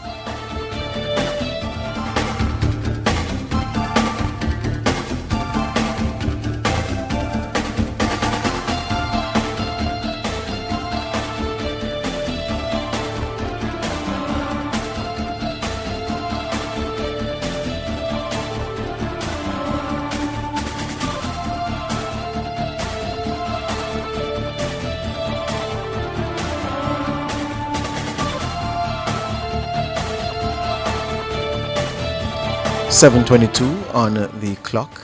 Good morning, YouTubers. Head back. Don't come back. Simple as that. Right on. Turning our attention now to our discussion segment, the front page, a serious matter here. The corporate area has the highest number of reported cases of child abuse in the country. That's according to countrywide data provided by the Child Protection and Family Services Agency, CPFSA. Mahira Stewart has our story. As of June of 2026, the number of reported cases of child abuse stood at 7,709, more than half of last year's total. In 2025, the National Children's Registry documented 14,602 reports regarding child abuse, along with other care and protection concerns. That's an increase of more than 800. According to the data, Kingston and St. Andrew lead the 14 parishes with 1,585 incidents. Next is St. Catherine with 1,211 incidents. The figures show a disparity between the metropolitan areas and rural parishes. Leading the rural group is St. Anne with 832 incidents. St. James follows with 601 cases. Manchester on 579 cases, Clarendon with 546, and St. Mary on 509 cases round out the top 5. In Westmoreland, the number recorded is 470. St. Thomas comes in with 424. St. Elizabeth has 412. Trelawney recorded 292. Hanover has 251, and Portland completes the list with 243 cases reported. The figures come against the latest case of child abuse, in which 10-year-old Shani Koch was raped and murdered in Troy District, Trelawney. Her partially nude body was discovered in bushes last Tuesday. The gruesome act had been allegedly committed by her cousin, Delroy Koch, who was later chopped to death by a mob. The accused was said to have previously committed similar offenses and have had run-ins with the law. The CPFSA is the agency responsible for the care of children removed from their families or communities due to violence, abuse, and other concerns. The agency notes that while the figures outline the number of incidents reported and the specific types of abuse, they do not provide a community-level breakdown within each parish. Additionally, the CPFSA says some cases can involve multiple incidents, which contributes to the high number of reports. Agency head Laurette Adams Thomas has expressed concern at the figures and has urged society to take greater care of its most vulnerable. The parishes recording the highest number of reports are Kingston and St. Andrew, St. Catherine, and St. Anne. While we are unable to specify hotspots, we urge heightened vigilance in rural areas and communities where certain behaviors have unfortunately become normalized. Mahiri Stewart for Nationwide News. For discussion, we're being joined by Director of Intake, Investigations and Court Services at the CPFSA, Dr. Warren Thompson. Dr. Thompson, good morning. Good morning, Fauna. Good morning, George. Good morning to your listeners. Good morning. Thank you for having me. Thank you so much for joining us here on NTM. Dr. Thompson, if you could provide us or talk to us some more about the corporate area versus the rural area and what the CPFSA has found to be the most common cases of abuse in the corporate area versus in the rural communities. All right, let me start by saying that the corporate area has, so Kingston and St. Andrew, not including St. Catherine, has generally accounted for around 20% of our child abuse reports historically over the years. In fact, Kingston and St. Andrew and St. Catherine usually account for maybe around 35, going to 40% of all child abuse reports throughout the years. So this is not new. This has been the trend, and this has partly been due, we believe, to the size of the population. The majority of Jamaica's population lives in these two parishes, so that is expected. Now, in terms of a difference in the abuse types, and unfortunately, I don't have that kind of breakdown. But I do not believe, just looking at historical data, I do not believe that we have seen a major concentration, for example, of a particular type of abuse within the corporate area that we don't see in the rural areas. So I don't think that there's any rural-urban disparity in terms of abuse types. You will see that, for example, reports of neglect tend to be high across the board, whether in the corporate area or in a rural parish. So I don't believe that there is any rural difference. I note a report indicated that at this time we're not able to give a community level breakdown, but historically what we have been able to see is that there are particular areas of parishes or some kinds of communities where we have seen a concentration of a particular type. So, for example, within a parish, you may see that in a particular community there is a high prevalence of neglect, or we have seen in some instances where we're seeing high numbers of sexual abuse. What we do in those instances is plan targeted interventions in those communities, whether we do community walkthroughs, community group engagements, we plan parenting workshops, or we do, maybe what we call a locus drive, where we just swarm the community, trying to identify the children who may be at risk or in need of care and protection. So from time to time, we do those kinds of interventions where the data is pointing us to a particular community or an area of a parish. And were any of those communities established for the first 6 months of this year? And what intervention was provided there? So not so far. Not so far. We have not seen that kind of concentration. Now, when I talk about intervention, I should also say that what we see in some rural parishes is we have been concerned over the years that maybe there's been underreporting. You will understand that, for example, communities in southern Trelawney, it may not be so easy for them to get down to Mandeville or to get to Falmouth to make a report of child abuse. So we have explored different kinds of modalities to get people in those areas so that people in the communities can talk with someone. We have tried that over the years. Unfortunately, we don't have the human resources right now to keep it consistent, but we have made it easy for people to report. That is why we promote the 211 toll-free child abuse reporting line, because we don't want there to be any hindrance in people making reports to us because of geographical distance. We see a similar kind of thing if you look at Portland and St. Thomas, in the Blue and John Crow Mountains, those communities, we don't have high numbers of reports coming from those communities, but we have been concerned over the years that there may be children there who are being victimized, but people are not reporting. Is that the only reason, though? Well, no, I wouldn't say that is the only reason, but what I will say is that we don't have the empirical evidence to say otherwise. So we have heard anecdotal evidence, we have heard stories about, particular types of offenses being normalized. Sometimes the data might suggest, but it's still not robust enough to confirm. So we've heard about communities where incest, for example, is rampant, or people turn a blind eye to it. We have that information. We will plan the targeted interventions. For this year, I don't believe that any community so far has been flagged. But sometimes it's not even just a whole community. Because, for example, like last year, we realized that we were seeing a number of reports for children who were being victimized at a particular area within a town. And we were able to launch an intervention at that. I can tell you, it was around in the market area.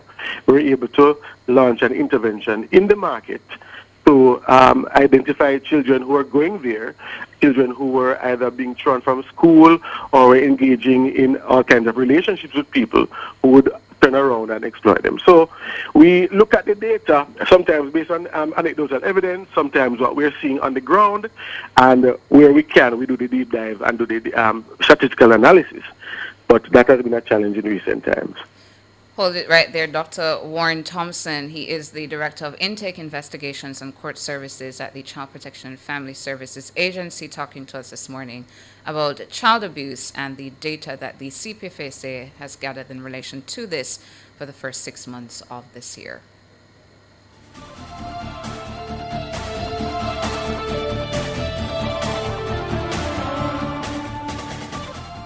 Jamaica live good, yeah. I make we enjoy life, what we feel safe at night. Jamaica live good. Jamaica, stop the killing and give up the guns. Just live good now. The time brought to you by the Ministry of National Security and Peace is 7:32. Jamaica, the wait is over. Mrs. Kitty Live is back on Nationwide 90 FM. You're invited to be part of the biggest media comeback of the year. Join us Monday, August 3 from 1 p.m. to 5 p.m. at the Halfway Tree Transport Center for the grand return of Mrs. Kitty Live. Come join the live broadcast, music, giveaways, sponsor activations, and the electric atmosphere that only Mrs. Kitty can generate. Listen to me! Bring your friends, bring your family, and celebrate this historic occasion. Mrs. Kitty Live, Monday, August 3, 1 p.m. to 5 p.m. at the Halfway Tree Transport Center. See you there!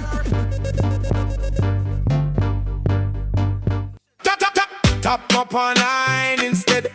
I beg you tap up online instead. Hey. Don't bother hold up the lane and waste people time, beg you tap up online instead. Download the mighty tag app and have fun to your T-tag.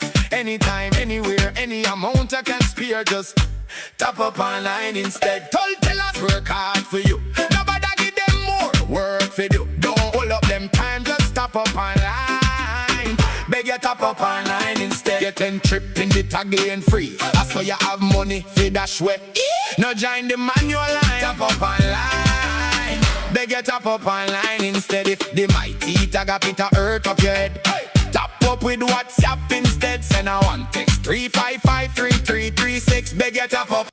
Summer just got cooler, and so did the prices. LG air conditioners are now at lower prices at Active Home Center. 12,000 BTU, 59,997 plus GCT. 18,000 BTU, 85,997 plus GCT. 24,000 BTU, 106,997 plus GCT. And if Bally's your brand, the offer still stands. Buy any Bally air conditioner and get $15,000 to spend on your next purchase store-wide. Conditions apply. Active Home Center. More savings, more choices.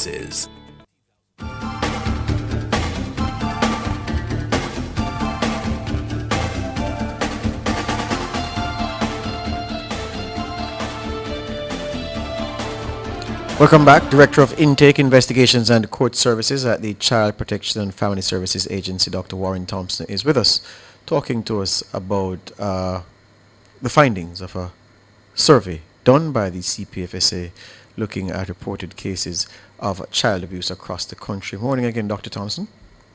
Morning, George. Good. What is neglect? Define it for me.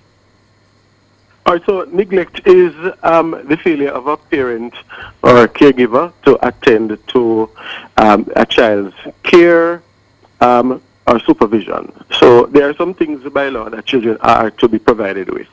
So we're talking about, for example, your basic needs, food, clothing, and shelter, and then the observing or ensure that you respect the child's developmental rights. So we're talking about ensuring that child goes to school, ensuring that child accesses health care. Where a parent or caregiver fails to ensure these things are provided, then he or she would have neglected the child. And of course, supervision, because all children have to be supervised to ensure that the children are safe, ensure that they are protected from harm and so on. Where a parent or caregiver fails to supervise the child, then he or she would have neglected the child. So in a very simple way, that's what neglect is. Well, I was going to say to you that may not be so simple, because that is multi-layered. That's like the proverbial onion. And is the CPFSA saying, based on the laws that empower its operations, that all of those things that you defined and explained, if all of those things are not present and being done consistently, then neglect is taking place? Well, no, because so where it is neglect is where the parent or caregiver would have. So for supervision, of course, the parent or caregiver does not or fails to supervise the child or make arrangements for the child to be supervised. That's neglect. But there are instances where a child may not receive, the basic needs or have those filled, or the child does not have access to education or health care, but it is not because the parents willfully neglected the child. It could be other kinds of circumstances that caused that to be. So we are very careful in looking at the circumstances. So, for example, there are parents who, because of poverty, may not be able to provide for their child. In a case like that, it would not be considered to be neglect. Some people may want to report it as such, but from a child protection standpoint, that's not how we see it. Well, and in fact, what the law says is where parents require additional support to care for their children, then they are to apply to the state for that support, and it is supposed to be provided. So, in fact, the CCPA refers to the minister. Apply to the minister for support, and it is to be provided. Now, it is neglect, however, where the parents intentionally either did not seek the help or did not do anything within their power to ensure that the child has the basic needs fulfilled or met, or accesses health care or education.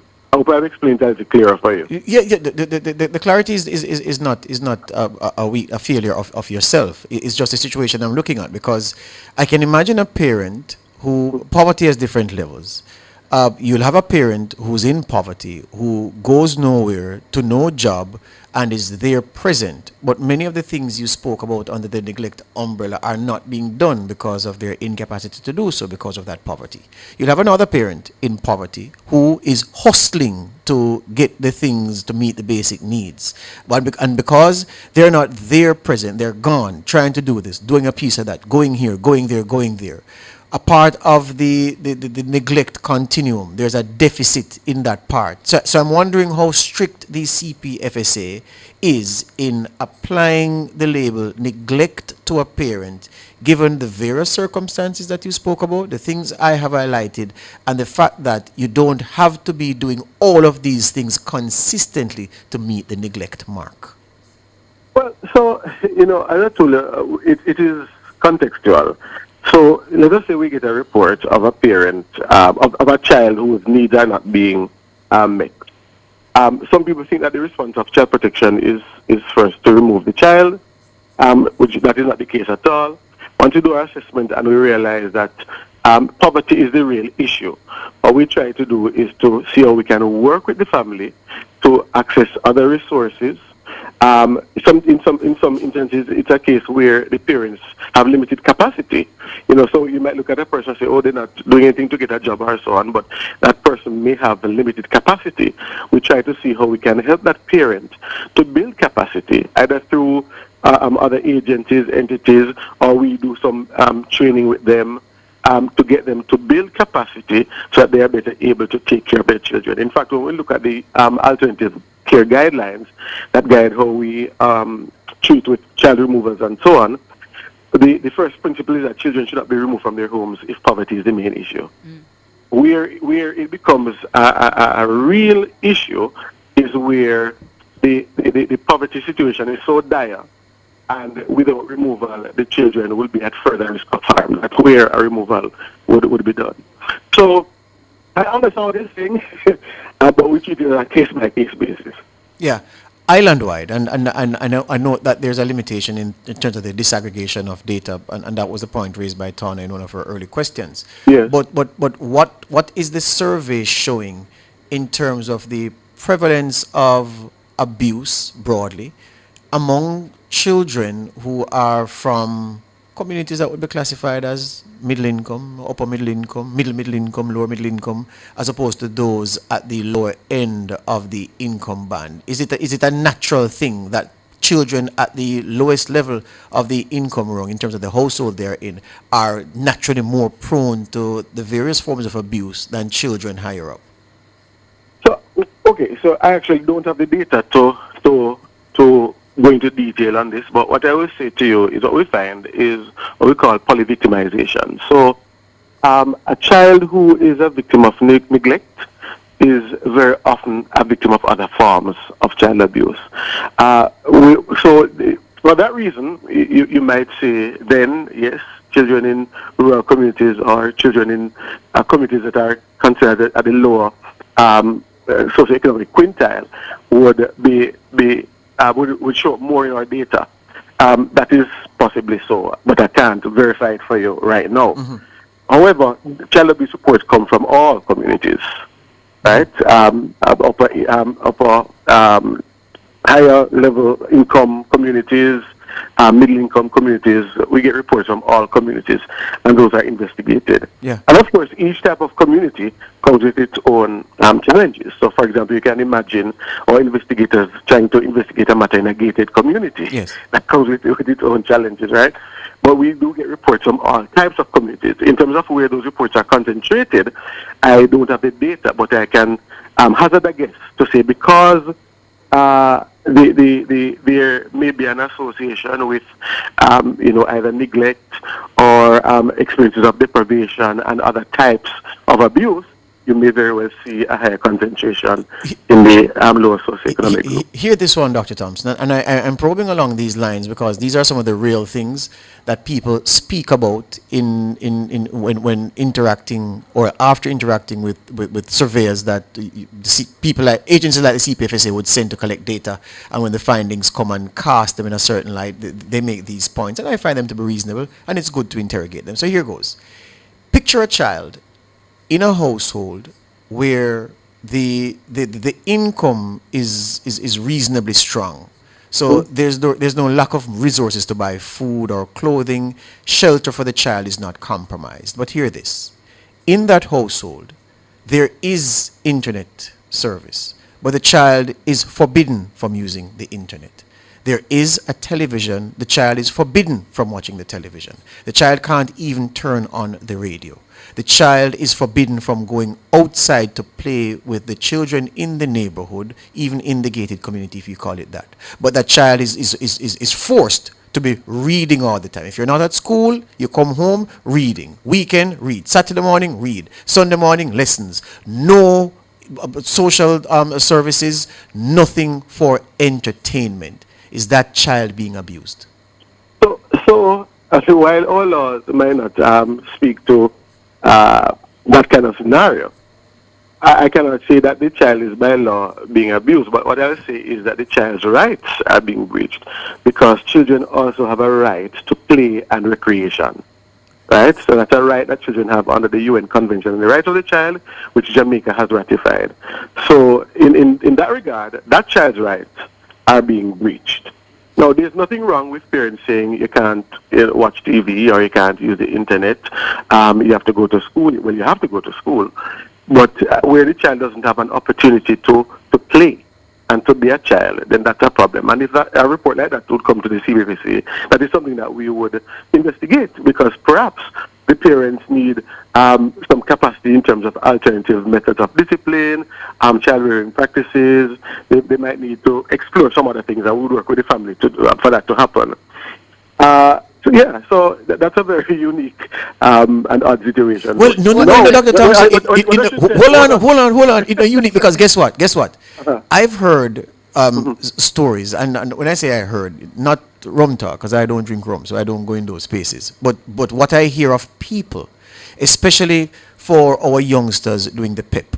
Dr. Thompson, some of these children are under some regimes that I don't know what I would do if I was a child in that circle. I would rebel. I can't say what I would do because I don't want a child to do it. But I'm just saying, for the students who are in perpetual extra lessons, school lessons, no recreation whatsoever, you can't. So the scenario I gave you is a real one based on a couple of prep schools that I know children attend, that is the regime that they have to abide by. Conform to outside of school. So I'm saying it's easy to go into a poor community, see circumstances and say, boy, this child is being neglected or this child is being otherwise abused. But in some homes, in some well-to-do areas, there are some children meeting it, as my granny would say. And I just wanted to know if what they're meeting constitutes abuse. Because, Dr. Thompson, can I add to that as well, George? You guys do have a category called emotional abuse. Yes. What is the definition at CPFSA for that, and does what George described, is that covered under emotional abuse? Yes. So I thank you for that, Tuana, because it does. Because emotional abuse refers to actions or words that are expressed towards a child that causes the child to experience, let's say, emotional or psychological harm. So in that regard, that could constitute emotional abuse. If the child complains because of this lack of freedom and time to play, they're experiencing emotional distress. They feel bad about themselves. They feel less than other children. Then for sure that would be a case of emotional abuse. But I want to say that George, I mean, while it may not be a unique situation, one of the challenges with let us say well-to-do communities and families is that very often they try to deal with issues internally. So while children of poor community somebody might report, I hear this happening to this child. In those communities, there may be a reluctance to report that this is happening to your neighbor's child, or there may be a reluctance to get state entities involved, because the practice or the culture is that those kinds of things you deal with within the family or within the community. So that is one other thing, with the concerned citizen that is going to see what's happening to this child and raise an alarm about it. I want to clarify one thing though, George. Yes. So the data that we're reporting This is not just like a survey. So we're actually reporting on reports that have been made to the CPFSA. Got you. Right. Got you. Right. So here's the thing again. I've always been keen to find out about the playbook that the CPFSA consults after you're forced into the position, because I mean, no state agency, no social worker, no agent of the CPFSA wants to go into a home to remove a child. I'm certain of that. Nobody wants to do that. For sure. But when that happens, and it happens because it has to happen, what happens immediately after from the perspective of the parent or guardian from whom that child has been taken? All right, so the first thing that we do, very often when we're doing removals, we have to get the police assistance in removing the child. So we'll get the police assistance to do the removal, but we'll also notify the parents of when the matter is going to court. So the parent, because when we remove a child, we have a limited time by which we have to take that matter before the court. How limited is that time? So within 48 hours. Okay. Yeah, so once we do the removal, we have 48 hours to get that matter before a judge, because the judge has to, let us say, sanction, look at the evidence that we've presented and sanction the removal. Now, the parents would have been advised of the court date, that they can also appear in court if they need to register with the judge their disagreement with the actions of the CPFSA. They are able to do so. But of course, when we do a removal, as you heard, it's Child Protection and Family Services. What we're looking at is what work do we need to do with the family, the parents, or the wider client system to prepare that family for the child to be reintegrated. That is always our first plan of action. So sometimes we work with parents to develop parenting improvement plans. Sometimes it's to do parental counseling, or the court may order parental counseling. The judge may require other actions that the family requires this kind of support. We sometimes work as brokers to arrange resources with other entities for the family. So we do that kind of work because what we want to do is to build the capacity of the family to better care for that child. So we're always looking, what is the shortest time frame by which we can possibly reintegrate this child with the family. Where the parents are interested and cooperative and so on, it makes it so much easier. When the parents are not working with us, it makes it really challenging, right? But that's the playbook. And of the number of cases so far this year reported to the CPFSA, in how many of them did the CPFSA have to remove the child from the home? I wish I attend this question. I don't have this information on hand. But in terms of removals, let me use last month in June, for example. In June, we removed 12 children. Right, so the CPFSA only removed 12 children in June. So if you look at that as a proportion of the overall number of reports for the month, you will get an idea. I'm sorry, I'm not so great. But at times, 12 children in June, enough children that... Well, what I'm talking about, if you look at it as in comparison to the number of reports that are received in June. Okay, how many? Relatively, okay. Right. So if you look at the number of reports, let me see if I can pull that up quickly. In June, we received, I'm sorry, I'm trying to get it. Take your time. 1,337 reports. Okay. Okay. Right. But of that number, only 12 children would have been removed. Okay. Okay. Hear you on that. Listen, it's a difficult thing, and what I'd want to see the CPFSA do more of is the kind of, I don't want to say public education, it's a kind of community engagement. I want it as localized as possible, and it'll cost a pretty penny to do that. But there are so many things happening in the homes that if people knew that the neighbors around them would report them, they would stop. So it would prevent you from having to use resources to go into many of the places that you are dragged into because the right thing is not being done. So, but can I tell you, can I tell you, George? I mean, so I think that's the direction that we're trying to go. But as I said, it will take some resources. A lot of cash, yeah. Yeah. Because one of the things that we're currently working on is the development of a child protection early warning system. Of course, it has to, this is policy, so it has to go through the rounds and, it's a long process. Yes. But we want to develop a child protection early warning system that leverages community resources, the concerned citizens, to be like a first point of intervention for children who might be at risk. So the child is not yet abused, but there's a concern about some risk factors. At the community level, there's an intervention, and of course, the CPFSA is there to provide support to that intervention. So that's the direction in which we're moving, because preventing child abuse and neglect is not a CPFSA issue. It's an issue for all Jamaicans. Yeah. For all Jamaicans, and we need the entire community to work with us Yes. to prevent children being victimized, so that we don't have to do a response afterwards. Hear you. So that's the direction in which we're going. Yes. All right. Thank you very much for your time this morning, Dr. Thompson. All the best to you and the team. All right, no problem. My pleasure. Good. Good. Ton, I wanted to highlight an issue that has been brought to my attention, and it concerns what appears to be, and I have to say appears to be because, we jump up and we say people drunk and people mad. Mm-hmm. And as I've always said, you have to be a medical professional to be able to do the evaluation and then make that pronouncement, and I'm not that. So, or none of those things, so I have to say appears. Mm-hmm. So it's been brought to my attention that in the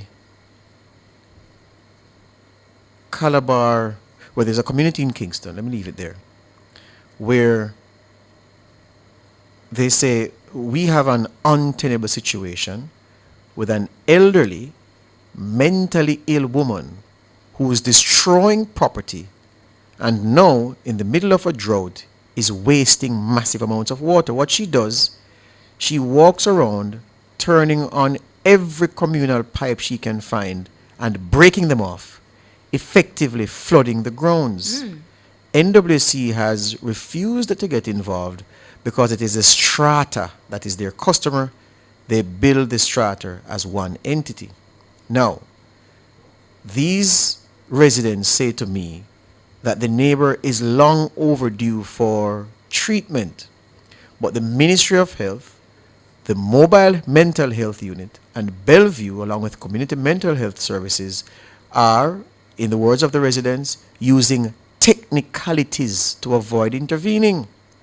The residents say that they began seeking help in December 2025, yet nothing has been done.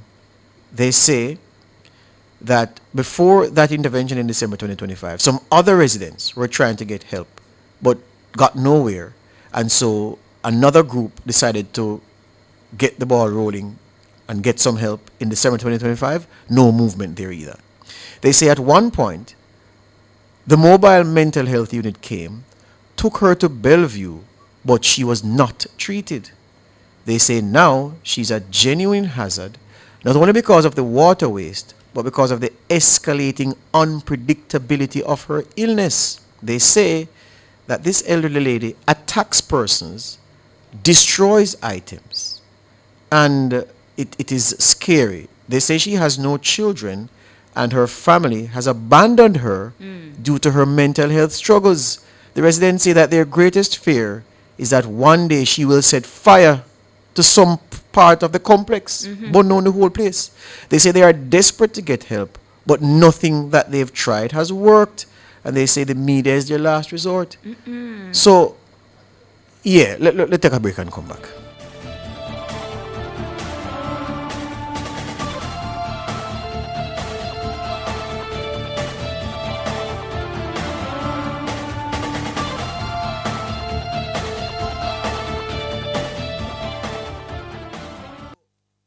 For all your scales and food processing equipment, call Advanced Scales and Equipment Limited at 876-968-9612-5. The time by Advanced Scales and Equipment Limited is 7:57. Hawkeye is protecting homes, businesses, and communities with trusted security solutions. The temperature by Hawkeye, securing what matters most, is 29 degrees Celsius in Kingston, 29 degrees Celsius in Montego Bay, 24 degrees Celsius in Mandeville. This station raised me. It gave me a voice. And if Nationwide has ever meant something to you, come on in. Join the Nationwide 90 FM Family Club today on Patreon. We may stumble, we may fall, but together we always rise. Stronger. For 64 years we've proved it. Stronger. Through every storm, every struggle, every victory, we were born to rise. At Satiko, we rise with you, building futures, protecting families, uplifting communities. This independence, Jamaica stands proud as we rise.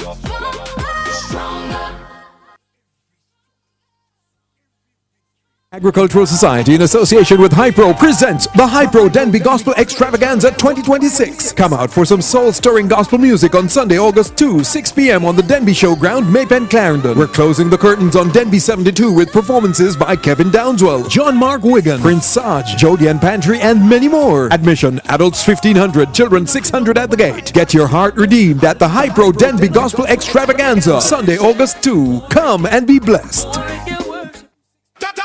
Tap up online instead. I beg you tap up online instead. Don't bother hold up the lane and waste people time. Beg you tap up online instead. Download the Mighty Tag app and have fun to your T-Tag. Anytime, anywhere, any amount I can spare. Just tap up online instead. Tell us work hard for you. Nobody give them more work for you. Don't hold up them time. Just tap up online. Beg you tap up online instead. Get and trip in the tag and free. That's why you have money for dash way. No join the manual line. Tap up online. Beg you tap up online instead. If the Mighty Tag up it a hurt up your head. Tap up with WhatsApp instead. Send a one text 3553336. Beg you tap up. Yeah, so we're raising the issue of this neighbor who obviously has some challenges. We'll go as far as that. And is being a nuisance to the community in the communities in the Calabar area, off Red Hills Road, Sunset Boulevard, I'm being told. And while we were in the break, I was given some more information.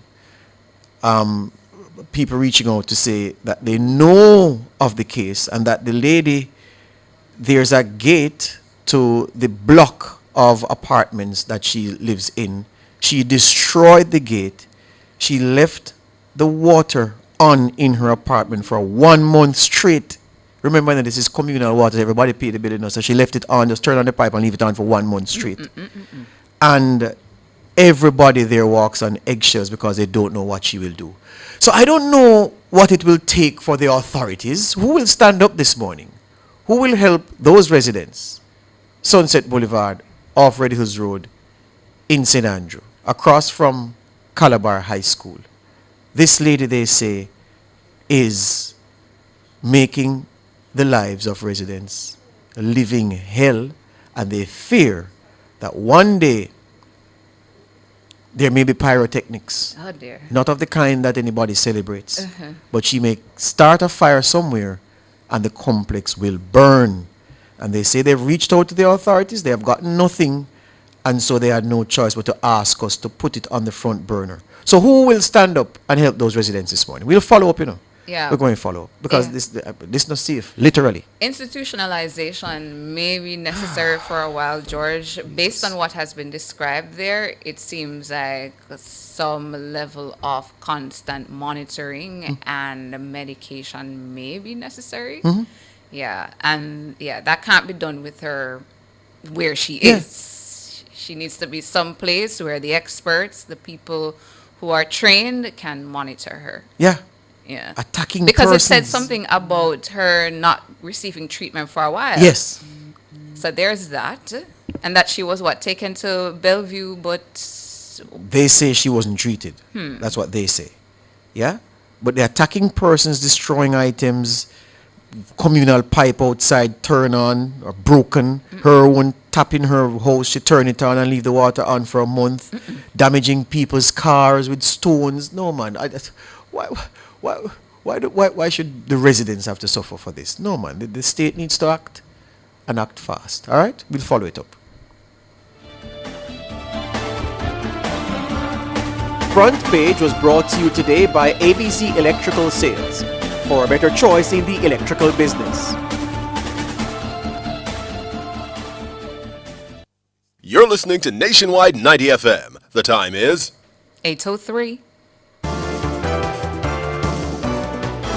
From the mountainside to seaside, countryside to townside, inside and outside. It's across Jamaica this morning.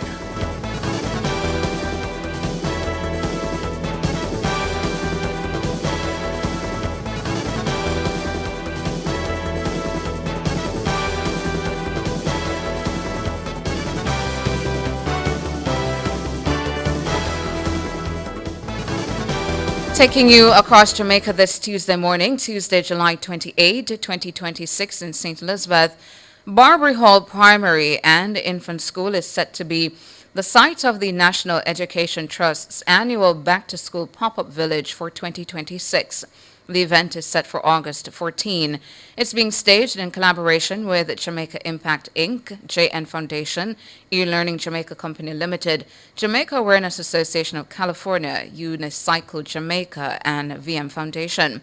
Organizers say the event will provide essential school supplies and educational resources, health services, recreational activities, and community support to students and families preparing for the upcoming school year.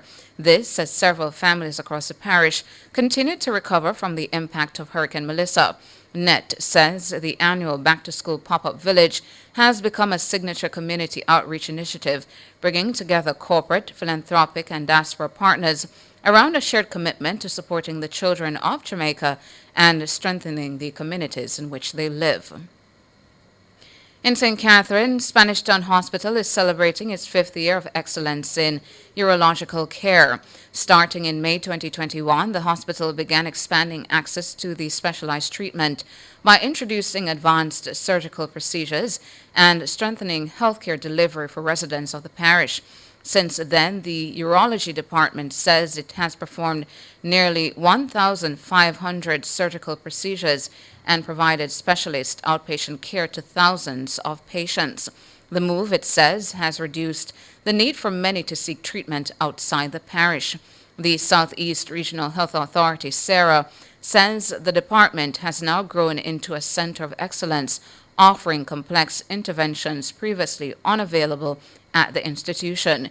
Key achievements include the completion of the hospital's first radical cystectomy in January 2026, the first laparoscopic nephrectomy in September 2023, and more than 60 radical prostatectomies for patients diagnosed with prostate cancer. In July 2025, the department further enhanced its services with the introduction of laser technology for minimally invasive kidney stone surgery. As part of the 5th anniversary celebrations, the department received a new prostate biopsy equipment, including an advanced ultrasound machine. Sarah says the investment will provide or will improve early detection and diagnosis of prostate cancer, allowing patients to access timely treatment and care. The urology department at Spanish Town Hospital is headed by consultant urologist Dr. Elon Thompson. That's it for Across Jamaica for this Tuesday morning.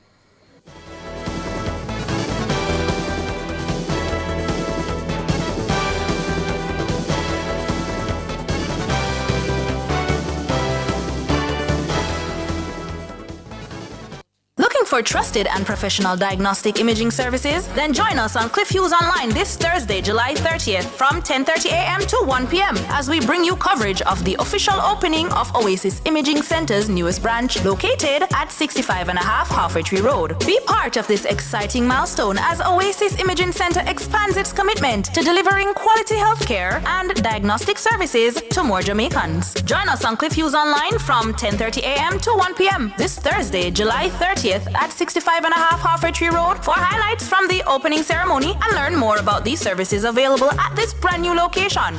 Catch this and so much more on our YouTube channel, NNN Radio Live, and keep your dials locked to Nationwide 90 FM, the new revolution in media.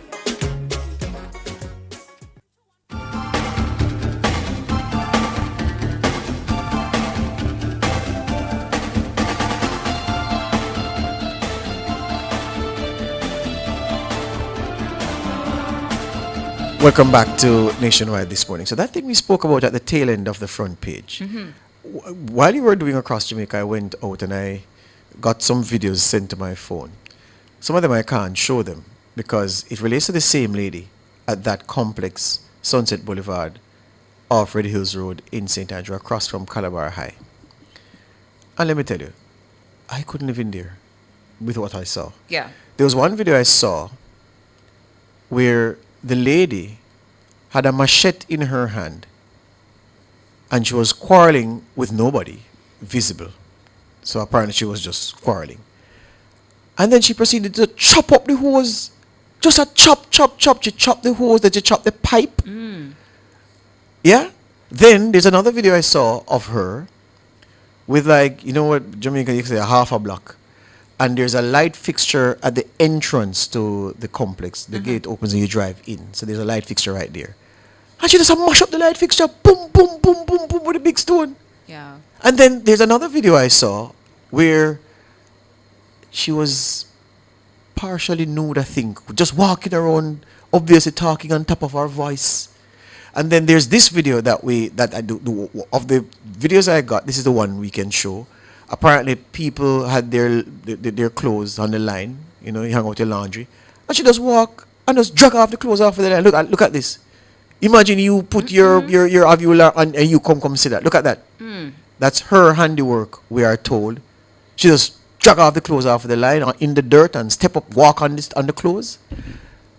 What people should be living like this. So I asked the authorities this morning, Help. What needs to happen for this woman to be taken to get the care she needs and for the residents to be able to enjoy their properties in peace? What needs to happen? Somebody I go physically assault her and then that person gets charged for assault as well as the woman is physically hurt. Somebody's going to do worse than that.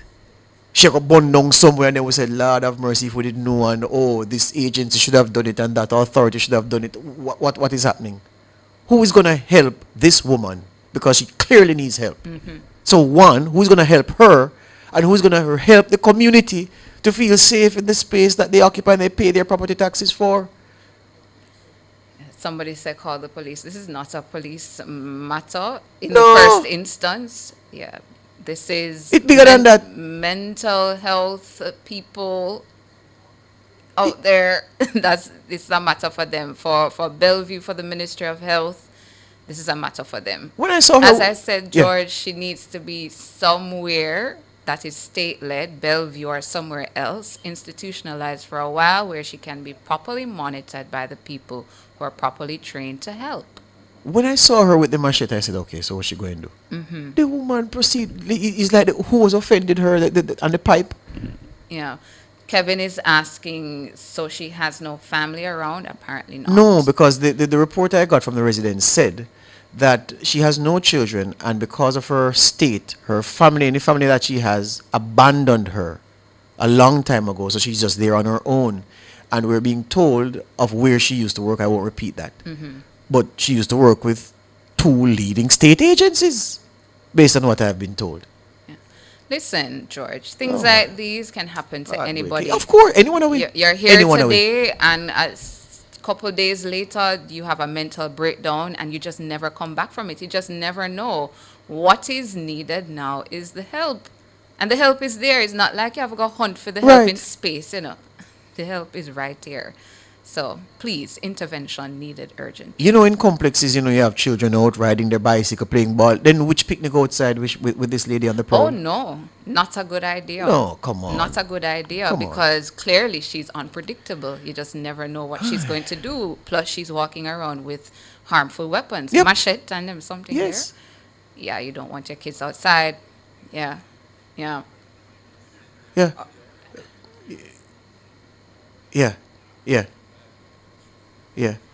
Yeah. Boy, I tell you. So this is the morning for that. So before we switch, Jermaine, just again to repeat to the authorities, there's a lady at a complex off Red Hills Road, Sunset Boulevard, right off the main road. She is, what we're certain of is she's a nuisance to the community. She's destroying property. She walks around with dangerous weapons. She is highly volatile and she appears to have serious mental challenges. She is making the lives of the residents hell. And they say they fear that apart from breaking the communal pipes that are on the complex and the water just running away, and in this time of drought, leaving her own tap in her own house running for a month, yeah, they fear she's going to burn the place down. She's going to light somewhere, she's going to catch it afire, and the complex is going to burn down. People may die, children may die. They say they are living in fear, and they say they've tried to get the authorities to assist her, and it's like everybody just believes there's nothing wrong with the woman, or no making up stories. I've seen the videos myself, and if the authorities want, I can share them with you. The only reason I haven't shown more than the one I showed with the clothesline and what she did to neighbors' laundry is because her face is there, and of course I can't publish that. Yeah, that's not for me to share publicly, but I have them. If you want them, I'll show you this woman with a machete, this woman with a big stone, defacing, damaging property. I'm sure the hose that she chop is not hers. The pipe that she chop outside is not hers. The light fixture at the front that she used the half a block and mash up is not hers. Lord, you come home and the whole of your clothes dirty. Can you imagine that? Yeah. And then know if people who are angry, if they do something to her, they are gonna be in trouble, as they should be. Remove her out of their midst. Give her the help she needs. Give the residents relief. They're begging for that this morning. Yeah. Go again, King. Yeah. You're gonna put her in? Hold on. I guess let's take the break now, King. Give me a break and then you come back with what that. Let's see if we can. I guess somebody has reached out.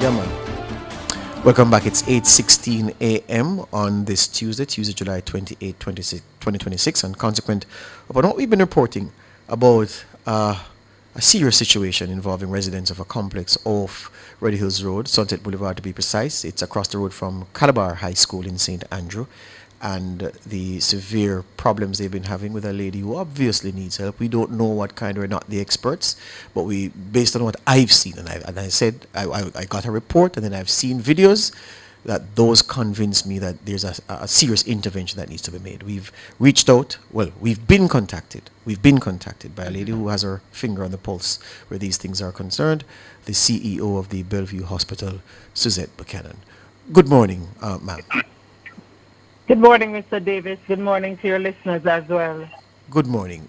You've heard us here talking about this thing based on the reports that have come to us. What assistance, if any, can your team provide? All right. So the team, so who does the pickup? Remember, George, just a moment. I'm getting a feedback. Okay. Just want to remind us that the Bellevue Hospital operates as any other hospital where we do not do pickup. Yeah. However, it is a community clinic, your community mental health, your community crisis team that has that responsibility to do the pickup of these individuals, and that falls under the Ministry of Health. So your regular community clinic, that is where family members need to get in contact with. And they are equipped with the skills and the expertise and whatever is required to ensure that that patient gets to the hospital safely and without harm. Also, the police, according, I think, to Section 12 of the Mental Health Act, also has a responsibility to provide support, to be there, to be present, to ensure that they provide support. Yes. All right. So in a case where I'm being told by the residents that because of the lady's behavior over time, the family has abandoned her. And so there's no immediate family member or any family member at all that they can turn to make the contact with the agency or the entity responsible for the pickup, as you've outlined, to do that so that it can be transferred then to your team to do their work. What would you advise the residents to do on this day in sports? That is where the community comes into play. You know, when it comes on to someone living with a mental health condition, I've often said in old time days it takes a village to raise a child. It takes a community to provide, to manage that person that is living with a mental health condition. So that's when the community come in play. So if there is a president of the association, Yes. George, or a president, or I mean, whomever, Yes. it just takes somebody to reach out to the community mental health and reach out to the police, and then support will be given. Because the reality is, once someone living with a mental health condition becomes a threat to themselves or a threat to others, then whether a family member is there to get this individual treatment Yes. or not, it doesn't matter. Once it's established that this individual is a threat to themselves or a threat to others, Yes. then anyone can reach out and get that level of support. All right. So I'm seeing, hold the line. I'm seeing now, I just got another video from one resident who showed me, and she said, just now. So what I'm seeing here, Tana, Suzette Buchanan, is the communal wash area. There are 4 taps at 4 different sinks. All 4 have been turned on, and the water just running to waste. That's one. Right. And then I'm being told that community mental health, who you say are responsible for the pickup, so they're the first line, no problem. They say that community mental health has not been responding, that they asked for help from community mental health as recently as yesterday, Monday, and they simply took their number and nobody came. So who is it? And I know that you lead Bellevue, that's your leg of the relay. But who is going to get the community mental health team to take these reports seriously and move with alacrity to getting this lady the treatment she needs and to give the community relief? That's the question this morning. Community mental health. Yes. Yeah? Absolutely. So, Michelle, you need to find the people for St. Andrew and call them. Yes. That is where the help will. That's where the process will begin. And as I've mentioned times and times again, that Bellevue operate like any other hospital that you see. You know, we provide treatment, and that is a team that is mandated by government to take in these individuals. So one of the things, George, that you can possibly do is have your team reach out to the Director of Mental Health Services and Substance Abuse, Dr. Goldburn, Yes. and ask for some level of assistance and see what can be done Very from well. that end. We will do so that. That is my suggestion. So once the case comes to you, you do what hospitals do, which is treat, but you are not the one who should go there to pick up and that's not your Not that's at not your all. job. We have never picked up. Even so often we hear people say, Bellevue, you need to come and pick up this person. Yes. Bellevue, throughout its history, we have never picked up. We have operated like any other hospital. Once you come in, you're triaged, and if you're a candidate for admission, you're admitted. If you're not a candidate for admission, then we'll refer you to your community health centers again. Very well. All right. Thank you this morning for clarifying. All right, you're welcome. All Have right. a great day. All right. Bye-bye. So it's tempting to say, boy, yeah, you must do it. No. If everybody plays their role, the problem is resolved. And clearly, Ms. Buchanan is waiting to play her role. Yeah. So, please. Yeah.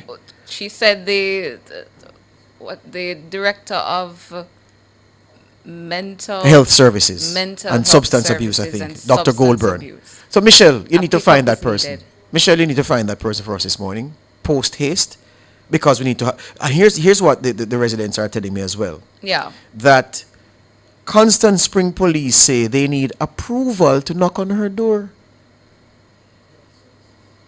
What?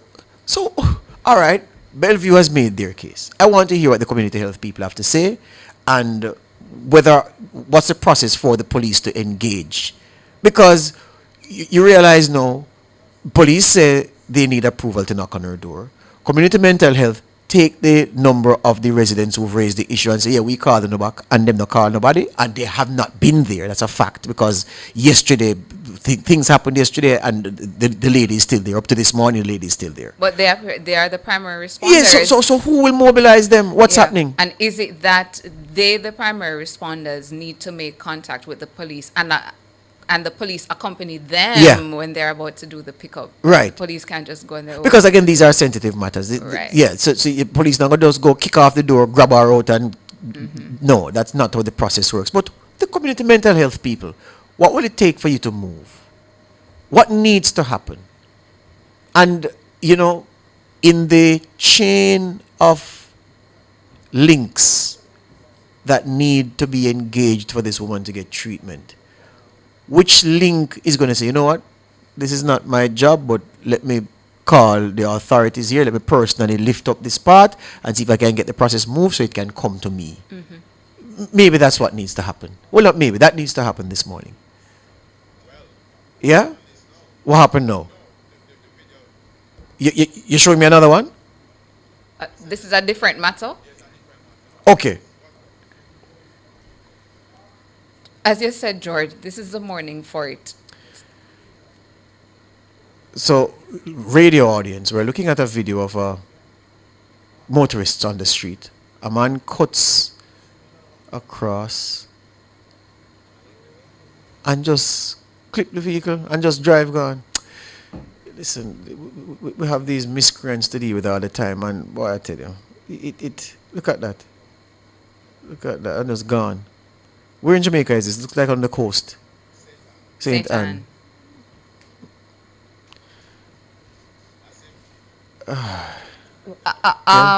We catch his license plate. That can definitely be. Well, on read it up. Let me see something under the LT. What's that? 7 what?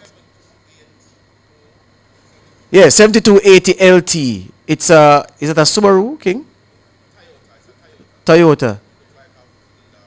Yeah, man, it look like a Fielder. 7280 LT. You've been spotted, sir. And the police are going to be looking for you. Yeah, they're going to be looking for you. Yeah, but you're a King. Just before we go to the break, I just need to repeat this morning. The people in charge of community mental health in St. Andrew, what will it take for you to give the residents of Sunset Boulevard relief this morning? What will it take for you to go and, in concert with the police, get this lady off the property and get her down to the Bellevue Hospital for the treatment she needs? What needs to happen? Someone need to lick her down with a stone? Someone need to take something and chop her? And I'm sorry for using this kind of language, but if you've seen what I seen, you'd be asking the same questions in the same way. What needs to happen for the residents who reached out and reported this thing and are pleading for help? What needs to happen for the administrators in charge at community mental health to dispatch a team to do their job? What needs to happen? Break time.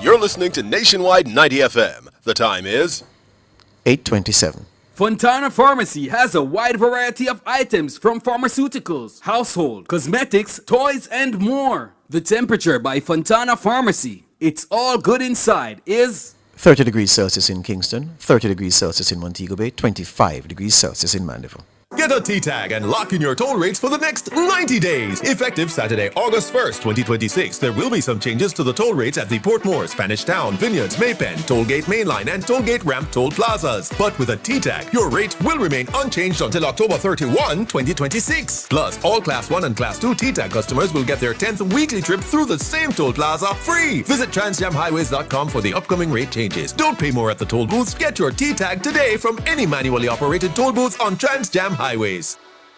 Come back, we go down a them bit, down a them bit. Learn about agriculture, have fun and laugh with the whole family.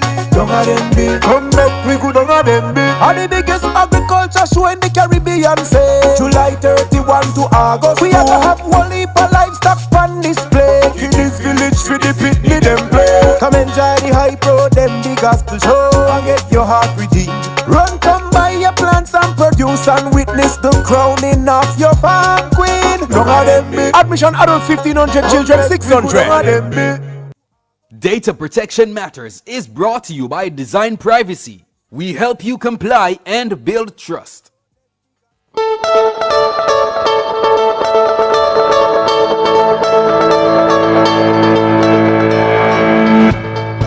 You are listening to the first 90 days as a DPO. Last week, Renee found a room with no floor, a database with no lawful right to exist. This week, she learned something harder.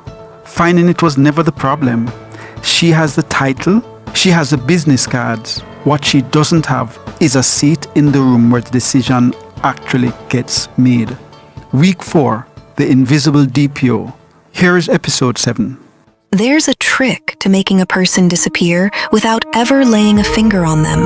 You don't fire her. You don't threaten her. You put her name in a box on a chart, you give the box a proud blue title, and then you make very sure that not one line of real power runs into it. Or out of it. She's right there.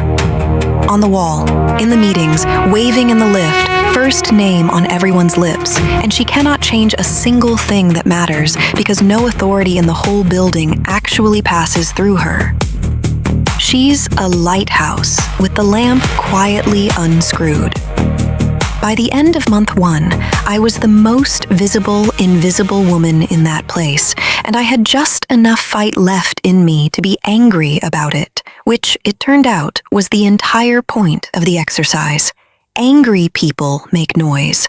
Noise is easy to hear coming down a corridor. So I did the one thing they hadn't planned for. I went quiet. And I did the slow, boring thing the book tells you to do when you can't tell who really runs a place. I drew the second map. Not the data this time. The people. Stakeholder mapping. You put every name on a wall and you draw 2 honest things about each one. How much power they hold, and how much they actually care what you think. Then you stand back, and the building tells you who you really work for. Legal cared and had no power. Devin in IT had all the access and no cover. HR waved from a safe professional distance. The board was a rumor I'd never once shared a room with. And every line of real power, every budget, every override, every quiet yes, if you followed it far enough, curved toward the same warm, smiling square. Not on the project that was bleeding data out of the country. Above it, around it, the way weather sits above a field. Growth. Adrian. I'd been told he hired me. Standing in front of that wall at 9 at night, I finally understood the truer word. He hadn't hired me. He'd placed me. Set me down on the board like a piece, in the one square where a data protection officer could see absolutely everything and touch absolutely nothing. Renee, sit. I've been thinking. You've been carrying this whole function on your own, and that's on me. It's not fair. So, I'm giving you help. And that was the first time I felt the specific cold of being given something I hadn't asked for by a man who never gave anything away for free. This is Kamar.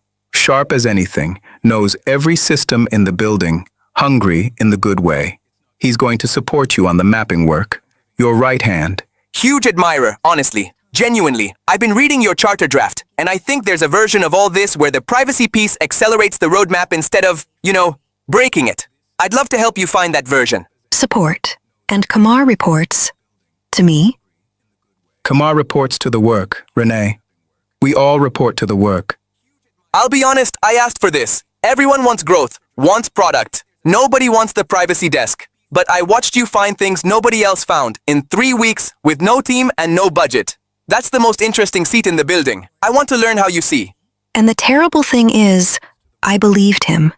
Every word. Kamar was 24, and he looked at me the way I had looked at Adrian on my first morning, like a door he wanted to walk through. I couldn't even hate him. I recognized him. He was me. before someone reached into my charter and quietly took out the one line that lets you say no. They hadn't given me an assistant. They'd sat a bright, decent, ambitious witness at my elbow, one who would remember everything I did and carry it upstairs, and never once, not for a second, think of it as betrayal. Just ambition. Just getting on. The most dangerous kind, because it doesn't even know it's a weapon. The people map told me who. The next chapter of the book told me how to prove it. Data, life cycles. You take one kind of information and you walk it, from the second it's collected to the second it's meant to be destroyed. Every hand it passes through, birth to death. So I picked the ugliest one, health flags, and I walked it, with Devon reading me the timestamps over my shoulder, one hop at a time. Collected at the clinic. Fine. Copied to the scoring engine. Ugly, but internal. I can almost tell myself a story. Then here. That's not us. That address isn't in our building. It isn't in our country. Say that again. The life cycle doesn't end in a delete, Renee. It doesn't end at all. It ends at a door. And the door is outside.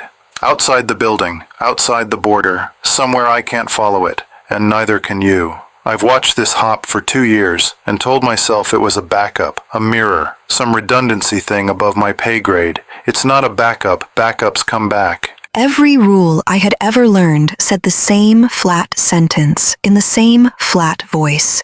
You cannot pour a nation's people out of the country into a place with no protection, no promise, and no way to ever get them home again. It is not a gray area. It is a wall. And the wall is the entire reason my job exists. And I was standing inside a machine that walked straight through that wall every single night on a schedule, while everyone with the power to stop it slept extremely well. I made myself say their names, or the shapes of them, since I'd never know the real ones, so they wouldn't just be Rouse, a woman 2 streets from my mother, turned down for a clinic she qualified for. A boy quoted a premium he'd never understand. A man who'd lose a job offer to a background factor no human being would ever explain to him, because no human being would ever know it was there. And not one of them would ever feel the wall come down. That's the cruelty no sound designer can score, because it makes no sound at all. A right doesn't break loudly. It just quietly stops being yours.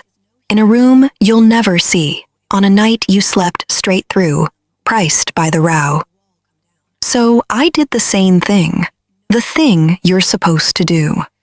I went looking for one ally, one person with enough standing to stand beside me when I raised this. I picked Marion, head of legal. On my map, she had more care than anyone with any real power at all. I told her a careful version, just the transfers, just the wall. You've done thorough work. Yes, it's very thorough. Can I ask you something, Renee? And I want you to hear it the right way. Of course. Who else has seen this? No one. You're the first. Good. Keep it that way for tonight. I'm going to give you some advice, and it isn't legal advice. It's from a woman who likes you. Go home and ask yourself honestly whether you'd like to still be sitting in that chair at Christmas. That's not a no. You didn't say I'm wrong. No, I didn't. I said Christmas. She didn't say no. Nobody at Meridian ever said no. They'd trained the word clean out of the building, the way you'd train a dog off barking. She said Christmas. And I understood, walking out of that frosted room, that my beautiful power map had a flaw in it I hadn't drawn. I'd measured how much each person cared. I hadn't measured how afraid they were. And fear beats care in every square on the board, every single one. Marion cared more than anyone. And Marion was the most frightened person I'd met all month. So there they were. My 2 maps, side by side on the same glass wall. One showed a company that knew exactly where every citizen's data lived. The other showed exactly who profited from me never finding out, and exactly how alone the finding out would leave me. And in the dead center of both, the only square with no line running into it, no power, no ally, no cover, one frightened head of legal, and one smiling boy sent to watch me, was a little box a designer had labeled in hopeful blue, Data Protection Officer, me. The one person in the whole building hired to guard the door, standing on the single spot on the entire map that could not see it opening. The most visible invisible woman in the building. Here is what that episode is really about. Every organization has two organization charts, the one on the wall and the one that decides things. A data protection officer who only appears on the first one can see every problem coming and stop none of them. Renee's Power map has one blue box on it. One. Which is exactly what our free session on Thursday is about. How to turn a job title into authority that holds. Claim your mandate. Thursday, 3:30. Register at designprivacy.io. Thursday, Renee finds out who's been holding the door open. This has been a production of Design Privacy, and I've been your host, Chuku Emeka Cameron.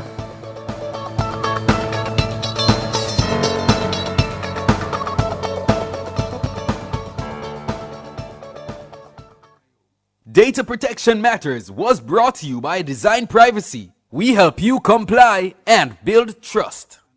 Rebuild with standards, rebuild with confidence. Test your blocks, concrete, cement, aggregates, and other building materials at the Bureau of Standards Jamaica. The BSJ, building a nation, test by test. The time by the BSJ is 8:40.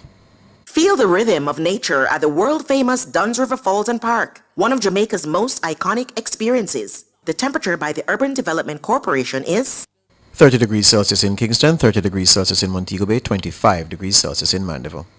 Jamaica, Jamaica, attention everyone, worldwide! The wait is over. Your queen diva, Miss Kitty, is back on Nationwide 90 FM, and you're invited to be part of the biggest media comeback of the year. Join me Monday, August 3, from 1 p.m. to 5 p.m. at the Halfway Tree Transport Center for the grand return of Mrs. Kitty Live! Or is it Miss Kitty Live? You gotta be there to find out. Come and enjoy the live broadcast, music, giveaways, sponsor activations, and the electric atmosphere that only yours truly can generate. Bring your friends, bring your family, and come celebrate this historic occasion. Or might I say, this auspicious occasion. Mrs. Kitty Live! Or is it Miss Kitty Live? Whichever way, you don't know it well governed. Monday, August 3, 1 p.m. to 5 p.m. The Halfway Tree Transport Center. See you there. Radio Nice again. La, la, la, la, la, la. One Miss Kitty from the up.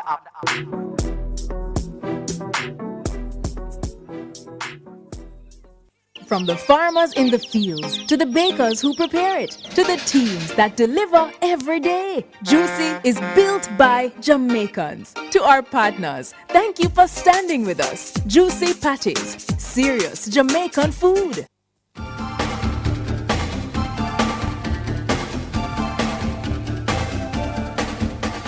.8:42 on the clock. So that issue that we've been speaking about, the mental health unit at the Ministry of Health and Wellness is part of the Health Services Planning and Integration branch of the ministry. It's headed by the Director of Mental Health and Substance Abuse, who reports to the Director of Health Services Planning and Integration. The mental health unit is primarily charged with the responsibility of developing policies and plans to address the promotion of mental health, the prevention of mental disorders, and the development of a comprehensive range of services to facilitate early detection, treatment, and rehabilitation across the lifespan for affected persons. Important outputs of this process are the National Mental Health Policy and National Strategic Plan for Mental Health. Another important aspect of the work of the Mental Health Unit is the recommendation of legislative amendments to ensure that Jamaica's mental health legislation is in keeping with international best practice standards. Yeah? The unit is its mandate is clear. Dr. Kevin Goldburn is the head of the mental health unit. As head of the mental health unit, He has charge of the teams that are dispatched in circumstances like the one we've been talking about to get the person out of the environment and to the appropriate place for treatment. What will it take this morning for that team to be activated? It's a serious question. I just watched again the video of the lady we're talking about using a part of a concrete block to damage the light fixture at the gate. And after she finished, she took up what appears to be a knife, a long knife, walking up and down within the complex. I feel stupid this morning talking about something like this and begging the authorities to act. Yeah. What kind of country is this?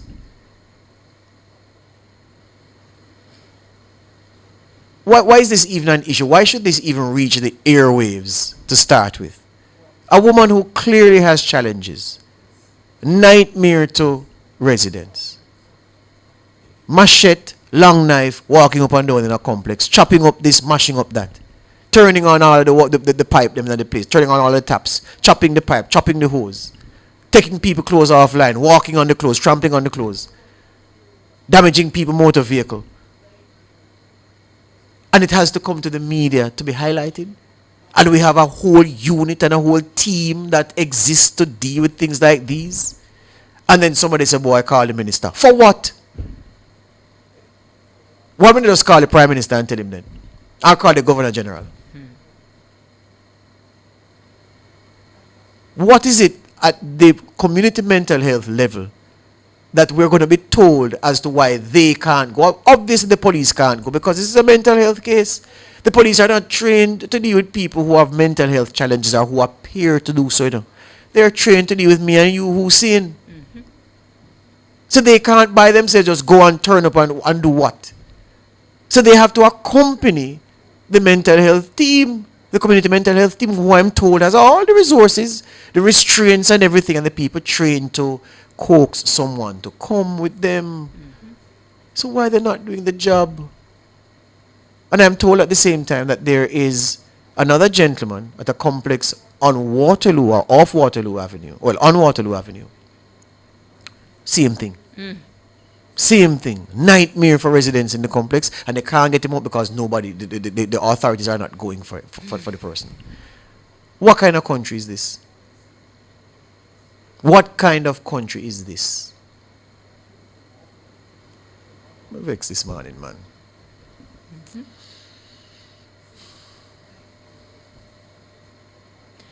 It's an odd way to segue to the birthdays. Yeah. Because it's a very serious issue. And I'm really hoping, George, that before we come back here, I come back here from Midday News, that you get word that the lady has been picked up and is being taken to Bellevue. Do you have information that you can provide or produce with to pass on to them in relation to the other case at Waterloo? Yes, I'll be able to do that. And that one as well. Yeah. And these are just two instances, you know. So now you're thinking about how many other cases are out there where there's been no response from the people who are being paid to do their job and are not doing their job. But it's time for your birthdays.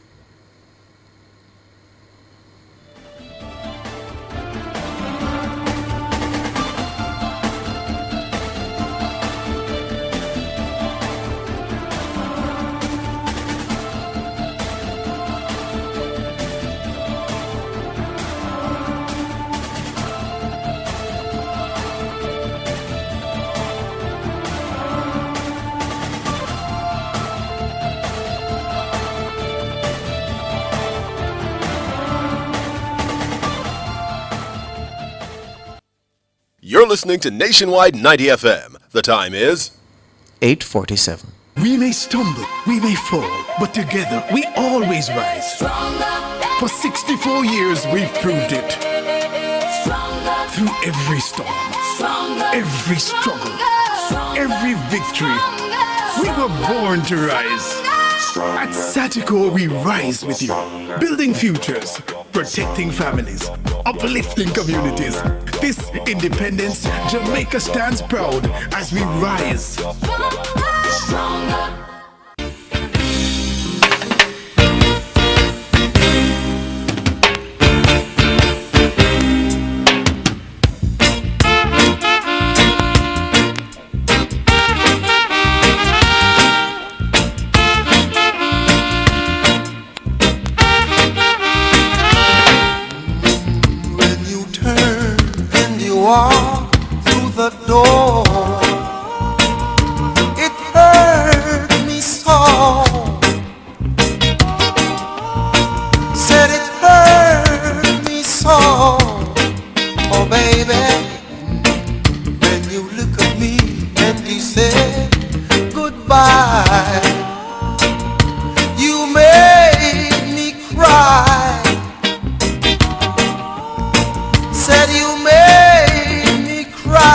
That time of the morning when we tell some very special people happy birthday and happy anniversary. Happy birthday greetings going out to Corporal Kenisha Ingram at the CP's office, the Police Commissioner's office. Happy birthday to you. Happy birthday as well going out to Kemoy Booth Forbes. Oh wait, it's yesterday's birthdays. Hold on. Here we are. Happy birthday greetings going out to Detective Constable Patrice Francis in Kingston, Mesbert Allen in Sav, Lorna Jackson, JP. Happy birthday to you. Retired VP of William Nib High. Happy birthday to you, Lady Lorna. Wishing for you a great day. Shane Morrison, Sav, Rochelle Forster in Sav as well, Cheryl Johnson Burke in Kingston, and Chef Steve. It's your birthday today. Happy birthday to you. Wishing for you guys a lovely day. Happy birthday as well to Nicole, Managing Director at Quench Water Store, and it's coming from the entire Core Fitness family. So happy birthday to you, Nicole. Nicole Brown it is. Happy birthday to you. Wishing for you a lovely day. Happy birthday greetings going out to a VIB, a very important birthday here, Jason Oliphant. Big up, Jason. It's your birthday today. Happy birthday to you. One Jason. So there's a special message for you, Jason. This one says, happy birthday, my love. Your warmth, kindness, love makes our lives together an adventure. And Jason, there is a special birthday card for you or special family member. So you want to hop on over to our YouTube channel to see your lovely birthday card. And the message again, my love, your warmth, your kindness, and your love makes our lives together an adventure. I am grateful for every moment we share. You are also the best father that one could ever ask for. The greetings are coming from Sandra, Jalen, and Jana. So that's gonna set up Jason. So happy birthday to you, Jason Oliphant, from your lovely wife and your kids. Wishing for you a great one. Happy birthday greetings to our friends on Facebook, Danique Muir, Gloria Henry, Junior W. Walters, Melissa Harris. Happy birthday as well to Oshin Rookwood. Happy birthday to ya.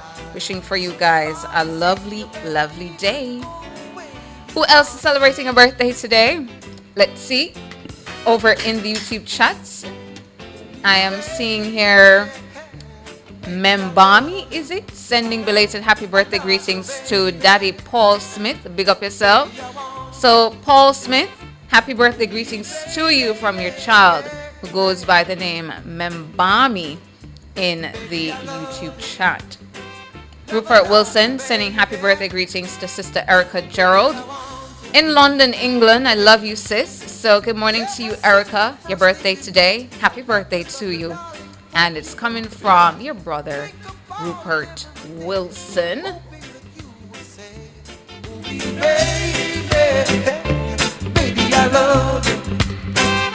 I love you, baby. Baby, I want you. Ooh, baby. And baby, I love you. I love you, baby. Another birthday here. Happy birthday greetings. This one says going out to my beautiful and adorable daughter, Tony Ann, aka Toe, who has never stopped achieving and striving for excellence. She's a humble, kind, and loving woman. May you live to see many more successful and healthy years. I love you very much. So Tony, happy birthday to you. Wishing for your lovely day. The greetings are coming from your awesome mommy. And your mommy is requesting a song. So Jermaine Asian Sasko winning. All right. We'll find that one for you, Tony. So happy birthday to you, Tony Ann, aka Toe. Wishing for you a lovely day. Jem Kun is sending happy birthday greetings to niece, Pastor Tanisha Domville in the USA. And it's coming from your Aunt Jem in Toronto, Canada.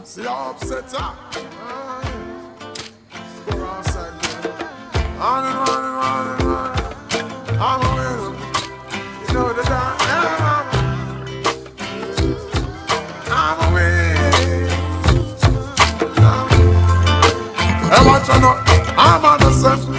Oh, we're winning right now, you say we're winning right now. Then forget that show into what we living right now. Cause Cause I'm winning right now, yeah. And I'm chilling right now. Oh, we're winning right now. On Thanksgiving right Charlene now. Headley sending happy birthday greetings to her brother, Dwight Cole. Love you loads. So Dwight Cole, her sister Charlene Headley, sending you happy birthday greetings. And again, Jim Khan saying to Pastor Tanisha Domville, her niece, that she loves you so much. So happy birthday to you again. Great records like we cracking eggshells, and every single ounce of effort we expel. It's all about progress, cause we have to excel. I watch them looking like success, we dress well. Boom.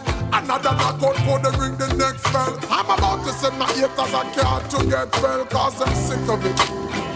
I'm so sick of it, but that's the whole gist of it. I hate in the beauty when we in a reality, cause Charlene Headley sending happy birthday greetings to her big sister Joan in England. Have a wonderful day. Love you loads. So good morning to you, Joan. Happy birthday to you coming from your little sister, Charlene Headley. Say we're winning right now. If we get a trophy to what we living right now. Cause I'm winning right now, yeah. And I'm chilling right now. Red pepper spray, that's my eye. Thanksgiving right now, yeah. I said we're winning right now. Where did that come from? Red pepper spray, that's my eye.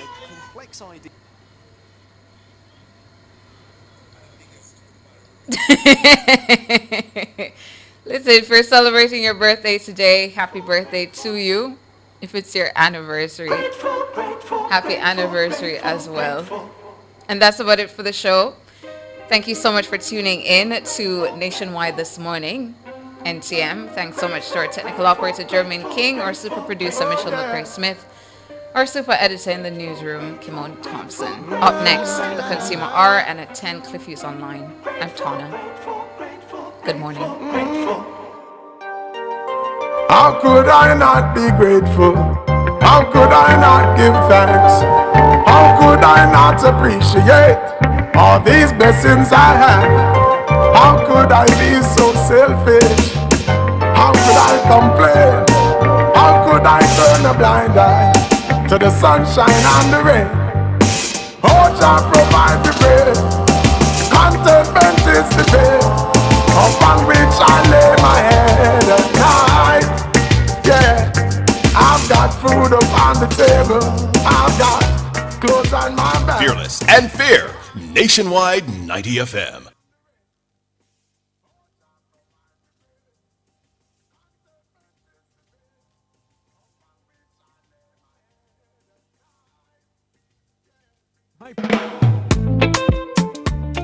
Jamaica continues